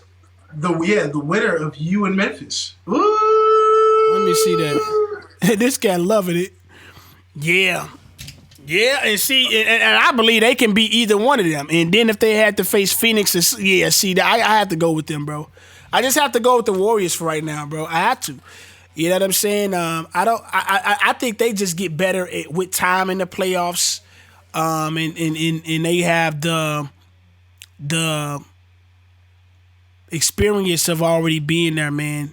Being there. I don't know how much more they got of having this type of chance and being where they are now. I do think if they don't get back there at least this year, they probably gonna have to start entertaining movement with the players. Absolutely. Draymond Green probably would be where they start. Mm-hmm. And then they probably gonna hate to do it, but you probably gonna have to move Clay. You probably gonna have to. Jordan Poole's gonna have. They just gave Jordan Poole that money. I don't know. Maybe Wiggins. Yeah. Wiggins will probably be out of there. He's very movable, even though he's a contributor. But they don't mind moving their contributors. Like we've seen that. If they lose somehow, like in the first round or something, I do expect Draymond to be out. Yeah. I do expect that. I expect Draymond to probably be looking to get out almost. Right. Yeah. Right. That'd be a perfect guy to play next to Braun, though. I'm not gonna lie to you. Oh, he would. That'd be like Ron Artest hooking up with Kobe back in the day. 100%. But we'll see. We'll see on that front. Again, as dangerous as it is to say that Golden State could come out, is also as possible as it is that they never get it together and lose to the Kings in the first round. They're just I don't know. No, seriously, because they're so bad on the road. If that carries over to the playoffs, they're toast. Yeah, they are bad. They are bad. If that problem didn't get fixed somehow miraculously, they'll be out of there. They can very much be out of there in the first round. So, yeah. It'll be interesting to see, man. NBA season awards, regular season, dog. Kind of already touched on that one. You believe Embiid deserves it, right? Yeah, man. If you give it to anybody else but Embiid, then my guy shouldn't even play for the award anymore at that point. Come on now, man. Do you believe he actually will get it? You believe he deserves it? Do you believe he'll get it? What's your feeling in the league right now? Feels like it's in favor of Embiid getting it. Absolutely, and I'm serious about that too. Mm-hmm. If I'm Joel Embiid, if I don't get it this year, after what I've done, I'm not going to care about the award the rest of my career. Like I'll almost be like Drake with the Grammys. You can take me out to run it. I'm cool. Like y'all not gonna keep disrespecting me. Yeah. So if I'm Joel Embiid, it's this year or no year. And so I think people are feeling that as well. I did, and was surprised. I did see that JJ Redick said, he's not giving Embiid his vote, and I'm like, JJ, you just want to be a contrarian, bro. Stop. Like, everybody knows. You finally had enough of JJ at that point, huh? Yeah, I'm like, JJ, come on, man, please. Like, why are you doing this? So, yeah, I'm hoping everybody does the right thing, man. If you got to vote, Joel the process and Embiid, man, stop playing, man. Get that man his MVP so we can move on, man. I don't understand what's happening.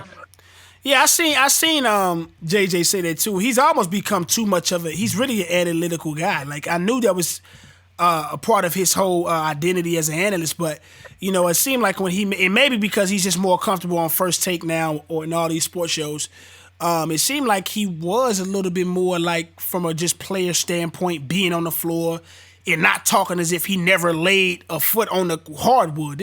He has, and he's still talking as if like only the numbers matter, which is nuts. But yeah, I seen that. I really didn't really understand his reasoning as to why I really got with who had I think Rajon Rondo was on there and somebody else was on there, but I believe they was like, yeah, I mean, you got to look at Giannis, bro, best player on the best team, and it isn't like he's playing with any other all-stars or superstars to the magnitude of playing next to. They said, Harden wasn't an all-star this year, but he still is a all-star caliber guy that's been there, MVP prior, and also a lot of people felt he possibly should have been in an all-star game this year. But I felt that. I guess you could say the same thing for Jokic, but he don't got the best record in the league. I personally probably would give my vote to Giannis. I don't think he's going to get it. Yes, I think it's going to come down between Jokic and Embiid. I don't know who's going to get it, though. Yeah, I would personally give my vote to Giannis, though. Yeah, I honestly would, because listen, I can't be mad at Giannis, man, but come on, man. Joel the process, man. If you know Giannis is not going to get it, then don't waste your vote, man. Go ahead and give it to Joel, man. Let my dog take home the hardwood this year, man. We was talking about that first All NBA team and defensive team, man. I think it's going to be. Do you think it's pretty clear the All NBA first team this year? Like, if we try to do it right now, I'm wondering, the PG has, I don't have an answer for that, right? I think you got to say Luka off rip without thinking, but it's like, I don't know if I really can. You know what I'm saying? Like, the thing about it is, you hate to do it, but it's him. And you know who the other guy is next to him? Who is that? He's playing tonight. Playing right now, matter of fact. Shea? That's right. Got to give it at to the him. one? Oh, you saying at the two? Right. If we talking this year, those are the two guards. Well, what about Donovan Mitchell? Has he not been that?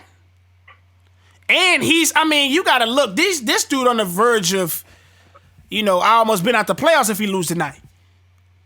He's averaged 30. I think he may get it, though. He's had almost 40, 30-point games or something like that. Shea may get it. Hey, Donovan Mitchell, top of the second team. He probably deserves first team, but he's not going to get it. Top of the second team. But I'm going to tell you why Shea deserves first team over Donovan. And it's reasonable to me to say this. You could argue Donovan's had a better season. I wouldn't, but you can argue Donovan's had a better season. But here's the thing that put Shea over the top. Before the season started, everyone thought that the Oklahoma City Thunder would be where the Rockets are. We all thought they was going to be sitting at home, eating popcorn, kissing babies, waiting shaking for Victor hands, bro. Wembanyama. Yeah, waiting for Victor, bro. And these cats are 2 games away from making the NBA playoffs. When their number 2 pick in the NBA draft freaking broke his leg over the summer, so they didn't even have his contribution. And Shea, pretty much by himself, with a few key pieces, dudes like Lou Dort, who is a hell of a player, and they got the Williams brothers over there, who can really play. A lot of people don't pay attention to them, but they do got a little squad over there. However, it's predominantly Shea doing his job. And the fact that he's got these dudes even that close tells me, okay, get that man first team All NBA, man. And I'm not taking it from that young fella, man. He's been balling. He's been balling. To go back to that first slot we gave, can it not be Ja? No. And they're not going to give it to Ja because Ja out here trying to be Ja Wick, man. So, because of that, they're not giving it to him, bro. Not first team. Man, can it not be Dame? Dame had an incredible year. Bro, that's who I think that you see, but you know that's my favorite player to literally watch in the NBA. Right. And so there's a bias that tells me that Dame should low key be able to be there almost every year, but because the record was so bad this year, nah, he doesn't get there. Wow. Yeah, I mean all the good guys were playing on bad teams. Ja, if he would have just had his head on right, he would have been there. Steph, he got injured, he would have been there. Yeah, what we got right now? You think it's Luka, Shea, JT definitely at Tatum gonna be definitely at 3. And then see that's where it's going. It's probably gonna see. See, it's gonna be crazy, bro. I don't think they're gonna give him beat over Jokic, fam. I don't think they're gonna give it to him. Here's the thing: if Embiid wins the MVP, he's guaranteed to get into the first team in the NBA. Which one comes first? What you mean? Which one is announced and voted on first? I think the first team comes first, right? See, if it came, so it's what MVP first before the first team is announced. I believe so. I don't know, man. I don't know. I think I mean, I'm putting Giannis at 4 for sure, and then probably I guess Jokic. I don't know, bro. I guess I would give it to Embiid in that space. Yeah, I would. I give it to Embiid in that space. If these dudes give Embiid the MVP and give Jokic first team All NBA, that's going to be the craziest thing I've ever seen in my life. Is that not how you make both parties happy? Right? No. How you make both parties happy? How you make both parties happy is getting Giannis out of there. But they listed as 5s. He listed as a 4. I understand, but the reality of the situation is, man, you ain't never getting Giannis. That's like getting LeBron out of there doing his run of being the best player just because somebody was the MVP of the year. You ain't getting Giannis out of there. You're right. So so it should be, and this is me just speaking also with my head. It should be Shea, Shea, Luka, JT, Giannis, and whoever you really want to put there. I think both are fair. Whoever's your MVP. Yeah, whoever's the MVP, Jokic should be. Whoever that is, it's fair. Yeah. So. Second team, we ain't gonna go down to that third team, but I want to see what the second team would look like. Donovan. Ja. Let's start with Donovan. Ja gotta make the second team, right? Huh? Ja Donovan, no Devin Booker? No. Hold on. So can they do 2 PGs, Ja and Curry? Curry did play enough ball for that. You think he falls to the number 3 team? Yeah, they won't because Donovan's getting in regardless. So if you want to put Curry in, it's going to be in place of Ja. Donovan's not. I can see that happening. Yeah, that's fine. Now, no one's taking Donovan's spot. So if you do get Curry in, Ja's the odd man out. So what if Jaylen Brown is listed at that number 2? You're not taking Brown over Don? No one's over Don. So yeah. No one's over Don. Nah, you can't. I feel like it would be disrespectful to do that to Donovan Mitchell, considering the year he's had. Hey, that number 3 interesting. I'm giving it to Brown over KD. Well, depending on where you list Jalen, I think Jalen goes there. Well, I thought we were just talking about Jalen at the number 2. Right? Oh, I get what you're saying. Okay. You know what I'm saying? So Donovan, Brown. No, Donovan, Ja, or Curry. They gotta have one of them. So you think Brown deserves the second team at least? Nah, he might be 13. He might be. Look, here where I'm going with it. Ja, Curry at 1, Donovan at 2, Brown at 3. So the 4, they probably gonna give it to what does Jared play, the 4? Jared who? Jackson Jr. Nah, he better not be no second team All NBA. Stop it. Bro, the way they treated him, he was an all-star. Was he a starter this year? What was he? He made it this year over AD. Yeah, but nah. Hey, they probably gonna do some shenanigans like that, bro. What about what's the guy name? Larry Markkinen had a crazy year. He did. He's not gonna be that guy either. There's somebody Sabonis? to get him, sure. Nah, he's not gonna be ain't that doing guy it. either. So who you got it there? I mean, and then whoever the 5 is gonna be whoever don't get that 5 on the first slot. So Embiid or Jokic, but that 4 second team. Well, you almost down to AD at this point now. When you're knocking off all them names, who you think we forgetting? You ain't putting Cat there. You ain't putting Aiden or Bam there. You ain't putting who else you thinking? Julius Randle? Nah, I ain't giving him that.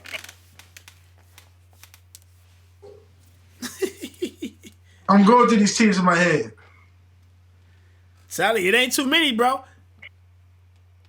Ain't too many. Because that point, you almost got to put AD in that slot.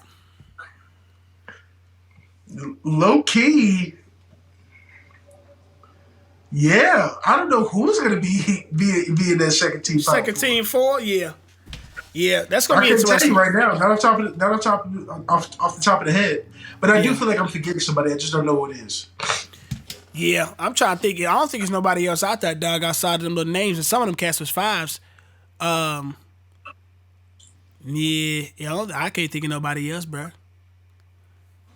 Yeah, because it just doesn't make sense for me to say in second team All NBA at power forward, Jaren Jackson Jr. That just doesn't. It ain't make sense for that boy to be an all-star to me. So you think Desmond Bain? What he played the number 2? You think he could be on the third team? nah, too many guys in them guard spots before him. Yeah, Booker. What about Drew Holiday? Does he make the third team? He should. He most likely will not, but he should. Drew Holiday was going. He's always a guy that should get things that he probably would never get. Yeah, but he made the boy. right decision. He got himself a ring, so you know, I mean, I really wish he could have remained. That's another thing too. Not only does your presence, not only does where you are as a player, as far as the city and the organization you play for matter, but who you play next to. T was Zion's vet his rookie season. Mm-hmm. I wish that would have remained because Drew's the type of veteran you need to say, hey man, no excuses, stop playing. So. Yeah, that leadership is key, man. Cats downplay it. It's the intangibles out here that's behind the formula of these winning squads, bro. Absolutely, bro. Absolutely. Defensive player of the year, dog. You think Jared Jackson Jr. got it? He got it sold up? Ooh, he should. He should. He's the leading candidate for me. Nobody else can I think of that holistically I would put there. Mm-hmm. I mean, you could also consider Embiid for that as well, but they won't. Yeah. Who else, man, has really been locking up? There's another dude I'm forgetting, though. McDaniels went out, but he didn't. I don't think he did it over long enough of a stretch for McDaniels to really be considered. So yeah, Jaren. I'll be shocked if Jaren doesn't get it this year. I'll be shocked. Yeah, that's the name that everybody keep tossing out. Rudy ain't that this year. I don't even want to see him sniff it again. Man, I really want to see something happen. This ain't even about that no more, but I really want to see something happen with Mikal Bridges, dog. Getting up out of there. I need him to come play for a squad. Love Mikal, man. Matter of fact, hey, if you're Brooklyn, do you trade Zion? Yeah, do you start looking at that trade? Do you start looking at the Luka trade and think, you know, these are the disgruntled stars for two different purposes, but you start looking at them and saying, hey, we got a young dude like Mikal Bridges who we know is going to play 82 games straight. Yeah. You know? Yeah, he definitely will, man. Shoot, what else? 6 man of the year. Is it a good competitive year for that this year? Who is that? Bobby Portis, Malcolm Brogdon. I was about to say there's only one guy who deserves it, man. Malcolm Brogdon. Come on, man. Yeah, Malcolm Brogdon, Bobby Portis, and it's another name out there I'm forgetting. Shoot. There is too. I feel like I gave somebody some love recently. I think he was also on this pod who should have been 6 man. Yeah, somebody else is out there. But yeah, I only got it between them two really. Malcolm Brogdon, he misses games, like he misses a handful of games sometimes in spurts. Bobby Portis, I think he may got a little bit bigger name because he's just more of a personality. So we'll see who will win it. But yeah, those are the names that kind of come to my mind for that. They got some new awards. The Clutch Player of the Year, that probably go to Darren Fox. I think it's like Teammate of the Year. I mean, who knows who that'll go to? You got to probably be in the locker room for that. But yeah, man, we shall see, dog. But the playoffs, man, is right around the corner, dog. Can't wait to get to it. Yeah, my Lakers finna make some noise. You see what I'm saying? Coming in with that big noise. You know what I'm saying? But man, we gonna try to wrap this up talking about a little bit of music before we get on up out of here. You know, this is a music and sport podcast where music and sport is always a part of the conversation. And yeah, man, it's starting to pick up a little steam in the music world, man. You know, whenever this guy decides to drop, it's gonna be some big noise. Over the last weekend, we got some new music from your boy, Drizzy Drake Rogers. He dropped Secure and Rescue. And then I think he followed that up with a record that appeared on the OVO radio playlist, or the actual the radio station when they was live with the Uzi and Drizzy collab. I think it's called At the Gates. That mug is the one I've been really waiting on. But until we get that joint on DSPs officially, I would suppose that it's probably coming sometime soon. May drop a visual with that mug. I definitely will be looking forward to that. The Secure and Rescue joint is going off, Doc. That mug is increasingly going up in my playlist in place. It just seems like this guy, you know, his records get better with time. He almost seems like he get better with time when it comes to music. And it keeps on having me ask that question, man, is it ever going to end for this guy? You know what I mean? Does he ever just phase out? Does it ever end? You know what I'm saying? Like, give me your review of the music, dog, and kind of give me a spill on that too while you at it, dog. What you got? Listen, man, to that question as far as Drake, man, I think there's only one way to answer that.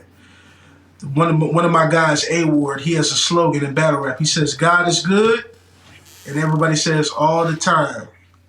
That's how I feel about Drake's run. He's at the top. All the time. Bro, how calmly you saying that stuff is just unruly, dog.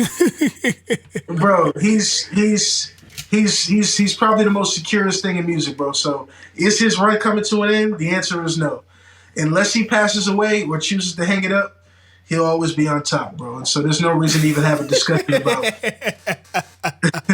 That boy's saying this in the most depressing way. Like, yeah, it's over for all of us, man. Just stop it. Yeah, hang it up, brothers. Hang it up, brothers and sisters. We tried, but Drake is here to stay. All right? So let's move on from that. Now, Search and Rescue or Secure and Rescue, whatever that mug is called.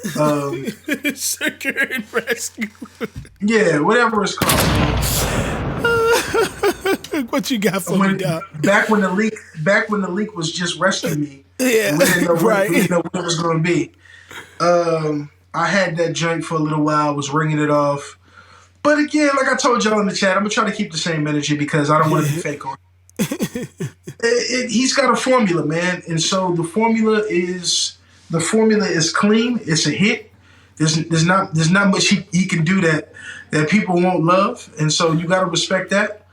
At the same time, I wasn't like the most excited about this particular record. Now, that out the gates joint with Uzi, now that, yes, give me that all day.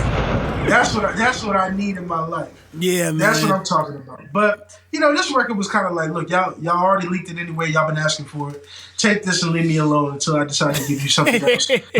I'm Drake. You know what I'm saying? Like, I feel it, man. Yeah, man. Yeah. It's I always used to say, man, it's encouraging, but sometimes it's discouraging. Also, looking at Drizzy running career out, as obsessed I was with it early on, I kind of grew a balance with how I marveled at it, because you gotta, as an artist, you still gotta go to your music. You know what I'm saying? So inspiration and dominance can also be happening at the same time, where it may have a positive and a negative effect, man. And it either inspires people or it grows jealousy in some people's hearts. You know what I'm saying? Envy, all that stuff, man. Because we never seen, dog, somebody at this level continue to continue. You know what I mean? It's just, it's almost like, man, this is almost how it's supposed to be, and this is how it's written. You know what I mean? But yeah, man, with the music, yeah, he continues to, to dominate. Love to see it, man, because I never really get burnt out on him musically. He always seems to time his space in between releases well. And he doesn't continue to keep on giving you the same thing that he previously just released. You know what I mean? This is coming off of Her Loss. Her Loss had spurts of this, but he didn't give us an entirety of this, which it's not making us tiresome of it when he does give it to us. So hopefully he gives us that at the gates, man, with Uzi, dog. I've been loving how he been showing Uzi a lot of love recently. Brought him out at the Apollo show, brought him out at the Dreamville show. I thought the Dreamville show was crazy, got a lot of noise there. I seen a lot of the snippets from what I heard from the people that seen it entirely, or the people that are online that went to it live. It was pretty a dope festival. The head overshot was crazy. Looked like one of the best this year thus far. I love the relationship between him and Cole. You know what I'm saying? Just real admiration for one another. You know what I'm saying? While also at the same time running their lanes separately. So really can appreciate that, man. Really can appreciate that. They kind of model something different when it comes to the heads at the top than what we've noticed that came before them. Smoke kind of always existed between the guys at the top. Wasn't the most friendly, maybe even got outside of the music as far as like, cats beefs and things of that nature. So that's different. I ain't saying I love that, because I do love Smoke. I think a lot of great music and moments in hip hop happen because of that. And, I wouldn't mind more of that. You know what I'm saying? So we shall see, man. Any last thoughts on Drizzy and this new music, man? What do you see this guy doing in 2023? Are you ready for him just to go away, or you fine with him sticking around as long as he's giving us slappers? What you got? Yeah, man. Keep giving us slap. Yeah. Bro, because I think he does only what he can. There's no duplicate of Drake, so definitely don't want him to go away. But at the same time, man, I want that brother to not get burnt out. Like, I think some of the retirement talk is his work rate, is the consistency in which he drops. And so I also wouldn't be mad if he took a vacation, bro, because if we want Drake around for a couple more years, we should probably allow him to go do whatever he wants to do to make that possible. So I'm just hoping that, keep giving the slaps, but do it in a way that doesn't hurt us as the fans to not get some more music at the end of the day. So yeah, I'm rocking with whatever Drake is on. Just continue to give us some slaps as history continues. I feel that, man. Yeah, keep the slappers coming, man. Never can really be mad at that. In other news where slappers aren't actually being made, unfortunately, we have to cover this stuff. We can't let it just fly under the radar, even though as of lately they've been flying under the radar. Like, you gotta stop it, bro. Cats, you gotta stop it, man. But I'm giving it a beam, man. We unfortunately or fortunately are talking about the duo Ray Shremmerd. You know what I'm saying? These are people that are beyond the hits. He said, look at this guy. Ray Shremmerd. Is that how you say that name, man? How you say these guys' name, man? Slim Jimmy and Sway Lee. How about that? Is that how you want me to say it like that? Yeah. Technically it's eardrummers, but a lot of people don't give them the you spell it backwards, huh? Yeah, eardrummers, man. Hey, I kind of want to have a conversation about him too, Mike Will, man. He kind of, maybe not. He's not as the most. Mike Will made it. Who? See, he playing. Here we go. Hey, man, what happened? Since you're doing that, you tell me what happened with the camp over there. At one point, man, they was a hot conglomerate that always came out with hits, made some really radio-friendly records and hits. But I don't know. Is the formula not working? What you think happened over there, man? Listen, man. You're from St. Louis. It's the same thing that happened to Chingy. Oh nah, man, this cat ain't right. So you think look at this cat. You think they are done to that degree? It ain't no coming back. We'll over. never hear from them It's over, bro. because It's these over. guys From reach what the I high heard- success than somebody like a Chingy.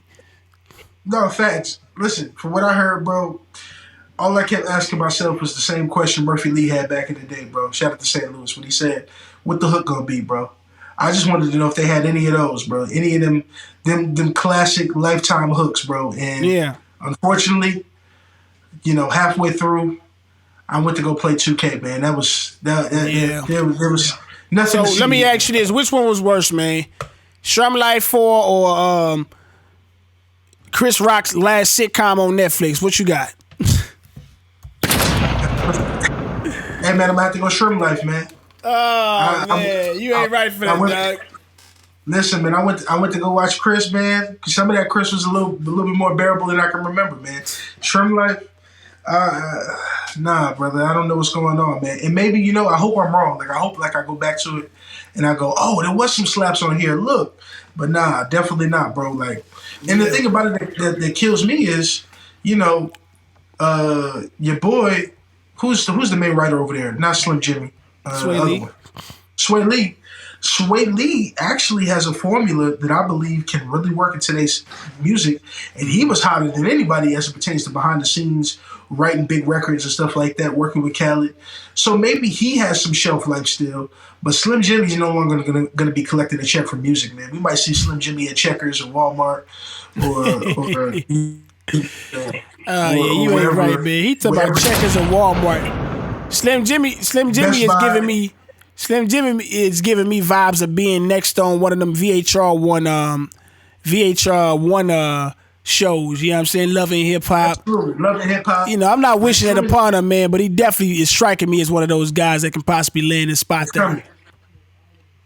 He said it's coming. He's coming. He gonna be dating some IG model, bro, and they're gonna be having a relationship right there, with Mona Scott, man. Mona Scott gonna take care of him, give him a little bag, and that's gonna be how he remains relevant, man. But music is over, man. It's over. Wrap it up for Slim. He done. You know what I'm saying? Man. Sway Lee, we gonna see again. But yeah, Slim Jimmy's done, bro. Nothing to see here. Ear drummers, Ray Sherman, however you want to say it. Good night.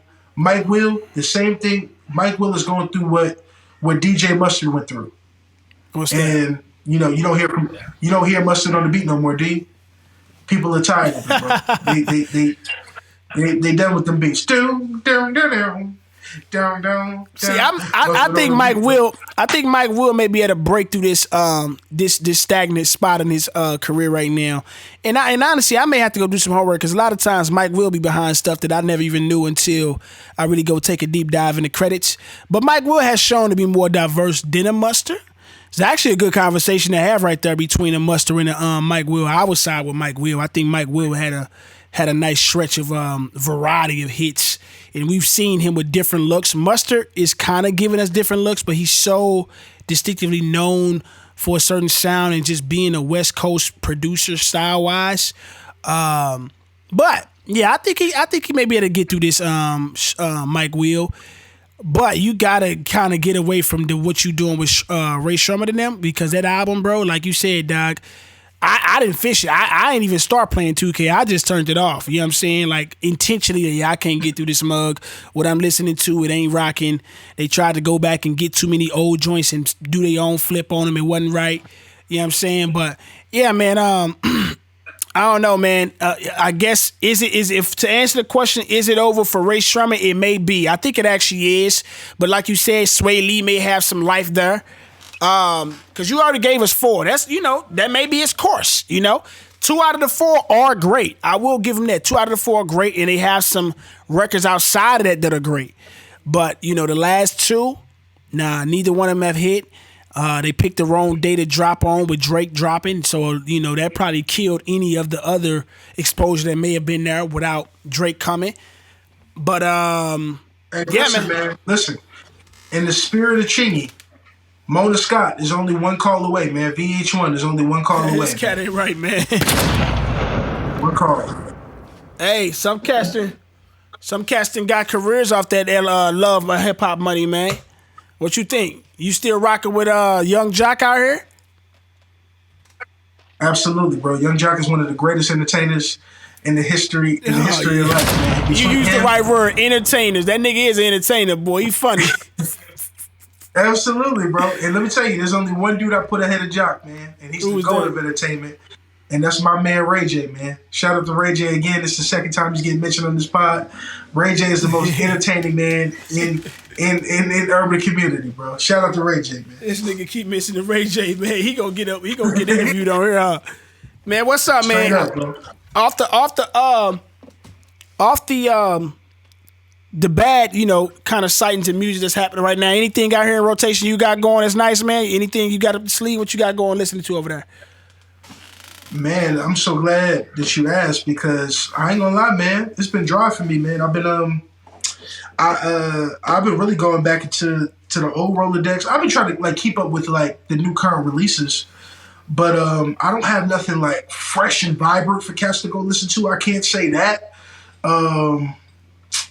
Yeah, man, I really can't say that. I will say, on the CHH side though, I don't know if you heard that Aha Gazelle and 1K Few collab that recently had a visual to it. That mug is beautiful. I heard the snippet of it. Love the way I it heard the sounds. song, though. Love the way they work off each other. Yeah, that mug is everything, bro. I've had that rotation, just playing, just driving and stuff. Also, the joint you put me on, bro. Your boy being back. Who was that? John Gibbs. You John said the link. Gibbs. That bit a minute? Yeah. Yeah. Yo, love that joint. That joint was crazy. Yeah. So yeah, just little singles here and there. Obviously, been playing the leak, the Drake and Uzi leak, of course. Did you get a chance to crazy? You get a chance to check out the LA? No, I haven't checked out the LA. I knew there was something I was forgetting. That's what I'm missing. All right, that's gonna be my deep dive for next pod. Bet. Did we talk about the Black album on here? I don't think we did we? I can't remember. It's a good question. I don't know. I don't think we did. The last no, you know what, we didn't, because them other ones was already pre-recorded, and I think he dropped during them seasons. What did you think about that? I don't know if I ever got your even in the chat. What you think about that album? Did you sit with it yet? I haven't sat with it. I have skimmed it. I ain't sat with nothing, dog. Nah, I ain't sat with it, bro. Listen, but you know what? We had all that smoke on one of them podcasts on that IG live, and he ain't sat with it yet. Come on, but what's going on? No, listen. The thing about it is I'm a different cat, bro. I hate what the microwave generation does to music. I truly believe music should marinate. So when I say sit with it versus another cat, they may just say that I've listened to it all the way through. For me, that's not necessarily sitting with a project. I like to kind of get into it a little bit. In a record that I feel like I like off first listen, will I like it off third listen? Little stuff like that. So no, I can't say that I've sat with it. And records that I don't feel like I've sat with, I hate giving an initial opinion because then I don't want to come back and it change. Similar to when Drake had dropped that project and after first listen, you came in the chat was like, I don't know what I just heard, this, that, and the third. And then, later on after that, you sat with it, gave it some time, and then you was like, okay, my bad, such and such. So I feel like, that's one of the joints I might have to do that with before I can give an extensive opinion. Matter of fact, next pod, we'll put more of an emphasis on the music side, and I'll make sure that we actually had that conversation because that's a worthy one. Yeah. As a matter of fact. The conversation gonna go is LA is lapping black. That's how the conversation gonna go when you come back and listen to them raps, bro. I'm telling you, man, LA put out a record that's press play, man. The Black album got a few flashes of some pretty decent, solid music, but he's already a monotone guy, and if you're not gonna give us the type of stuff you gave us that we feel like you specialized in, everything gonna seem experimental. But yeah, we'll get into it once you get back so we can really dive it up and pick it apart. And don't get me wrong, I've heard some of those records. It's not like I haven't listened to. Yeah, you just haven't sat with it. I'm just saying enough for me to really to dissect because that's what I want to do with Black. I feel like he's the type of artist where I really want to give him a deep dive. He deserves it in my opinion. So Yeah. especially as much as I was taking up for him in our live, I can't do my dog like that and just say, well, yeah, listen to that record, that was cool. The joint with Donnie T, that was cool. Like I want to be able to talk about it. So Yeah, that's all. yeah. Did you check out that Chloe Bailey in Pieces? I did. Chloe, listen. We need to have a real conversation. She needs a spotlight in our pop. Yeah, we gonna get it there. I'm just mentioning them. I know it's so many things to talk about with Chloe. And honestly, one of my pies I shot recently. It's so much to dive into her. We really. I have so many thoughts. Yeah. I have so many thoughts on Chloe Bailey, bro. Yeah. Because where she is versus where her talent is versus how she's being marketed versus where her execution is versus what the culture thinks about her. There's just so many things to unpack, bro. But I did hear it, and it reconfirms my suspicion about where I think she is and how she's being handled when I think of Chloe Bailey. I'll just say it that way.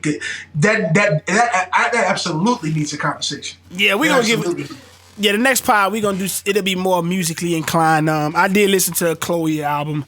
You can go check out my reaction, my immediate reaction, and that's kind of how I preface a lot of my stuff.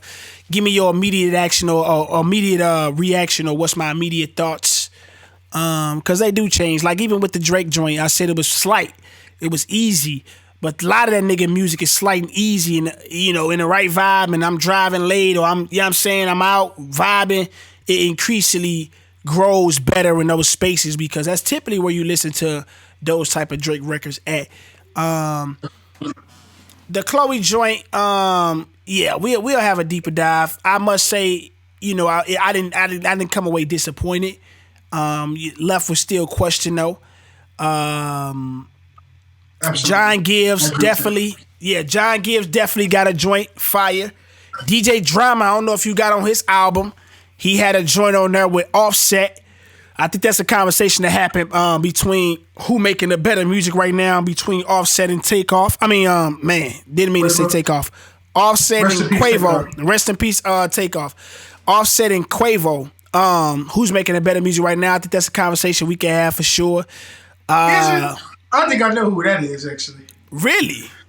Yeah, I do. You got Quavo? No, I got Offset.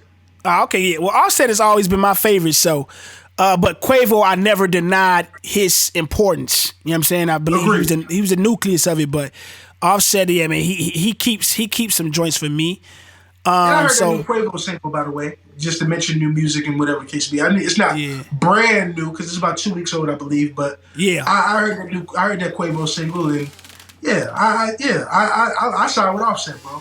Especially when I listen to Offset. Listen, Father of Four is one of my favorite albums, man. Period. So y'all go peep that if you haven't, man. Shout out to Offset. Yeah, man. So that's a few joints I've been listening to. Still got that Donnie T in rotation. Love Sick. Absolutely. And yeah, LA. Yeah, that's one of the most played albums for me already. The Forgotten Flowers. But yeah, man. Music and Sport Podcast, man. I know we ran pretty long today. We had 2 hours and 5 minutes. You know what I mean? I technically don't like to go that long, but it's all Gucci because, we got to get some content out here to you guys. What's popping the rest of the week, dog? We, 4 months, about a quarter into the new year. You know what I'm saying? What's going on for the summer? You got some big time plans for us? What we doing?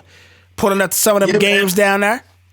Be in a city near you. Be in New York this summer. I'll be in Florida at some point this year. Hoping to run into some cats. Hoping to be in Atlanta again before the year is up. So doing some traveling, hoping to see some dudes, hoping to work, hoping to to get my feet wet in a couple of different avenues, man. And so that's really what's coming, as the year and the summer approaches and stuff like that. Just trying to be outside, man, and go pull up on some people. So if you in some of them areas, man, and you watch the pod and want to tap in, definitely hit me, bro, because I'll definitely be your way this year. Yeah. Yeah, man, for sure. Definitely got to make my way down to H-Town. Get this live in person. Word of Clarity experience. I think it'd be dope. That time I also had some of the Brodies in the city to pull up too, man. Make that mug kind of like a panel with us hosting that joint. That'd be sick. And man, yeah. For the weekend, dog, yeah, it feel good though to be kind of already heading into the summer. It's definitely warming up out here. About 70, 80 degrees today. Felt so good. Your boy had to step out with some shorts, let the legs hit. You see what I'm saying? You see what I'm saying? The chicks already ready to pull out the sundresses and get the flinging. You know how that go, boy. Woo! Chicks get the wilding, boy. But nah, man. Out here, man. Oh yeah, it's violent out here, man. But with the summer, hopefully get some summer projects to come, man. I'm gearing up right now to get a record dropping with my boy Jay. Me and Jay signed. That boy was over the crib recently. He locked in and gave me one of them verses Cat's been waiting for. So, man, yeah. Y'all, okay. yeah, it's one of them joints. So y'all definitely look for that, dog. Video should be coming for that too. And then I'll get back to the releases of Word season. So, yeah, man, it's some stuff that we got in the chamber that should be coming out pretty soon, my G. You know what I'm saying? But you know what time it is, man. Let these cats know where to find you at, where to find the pod at, and we gonna skedaddle on up out of here, my G. Yeah, man. At Kenny Klarity. That's Kenny Klarity with a K, man. Go follow me on all socials, Twitter and all of that. And then, definitely follow the Word of Klarity. We out here, man. TikTok. We out here, on the gram. So definitely, man. And also like, comment, subscribe. Let's get these subscribers up. Let's make 100. See what we can do on that as well, man. And so let's get this popping, man. But definitely let us support and all of that, and keep tuning in, keep tapping it. For sure, man. Yeah, man. We almost at 100 subscribers on YouTube, dog. So, man, be proud to get that to that 100 spot, man. So, like you said, make sure y'all hit that subscribe button, man. I'll be seeing y'all cats down there in the comments. Bunch of love on TikTok for sure, man. And even the gram, you know what I'm saying? The rails be going crazy. So, y'all continue to subscribe, man. Make sure y'all continue to send them downloads up also on the podcast, Apple Podcast, Spotify, all things of that nature, man. It's the Word of Clarity podcast. It's your boy Word. IG, you can find me. It's just _Word. Make sure you go check out some of the music that's on the Apple Music and all that other good stuff, dog. And y'all know what time it is, man. It's your boy Word. Here with my boy Kenny G. Word of Clarity podcast. We'll see you cats next week. We out here. Yee. Bang, bang. Let's get it.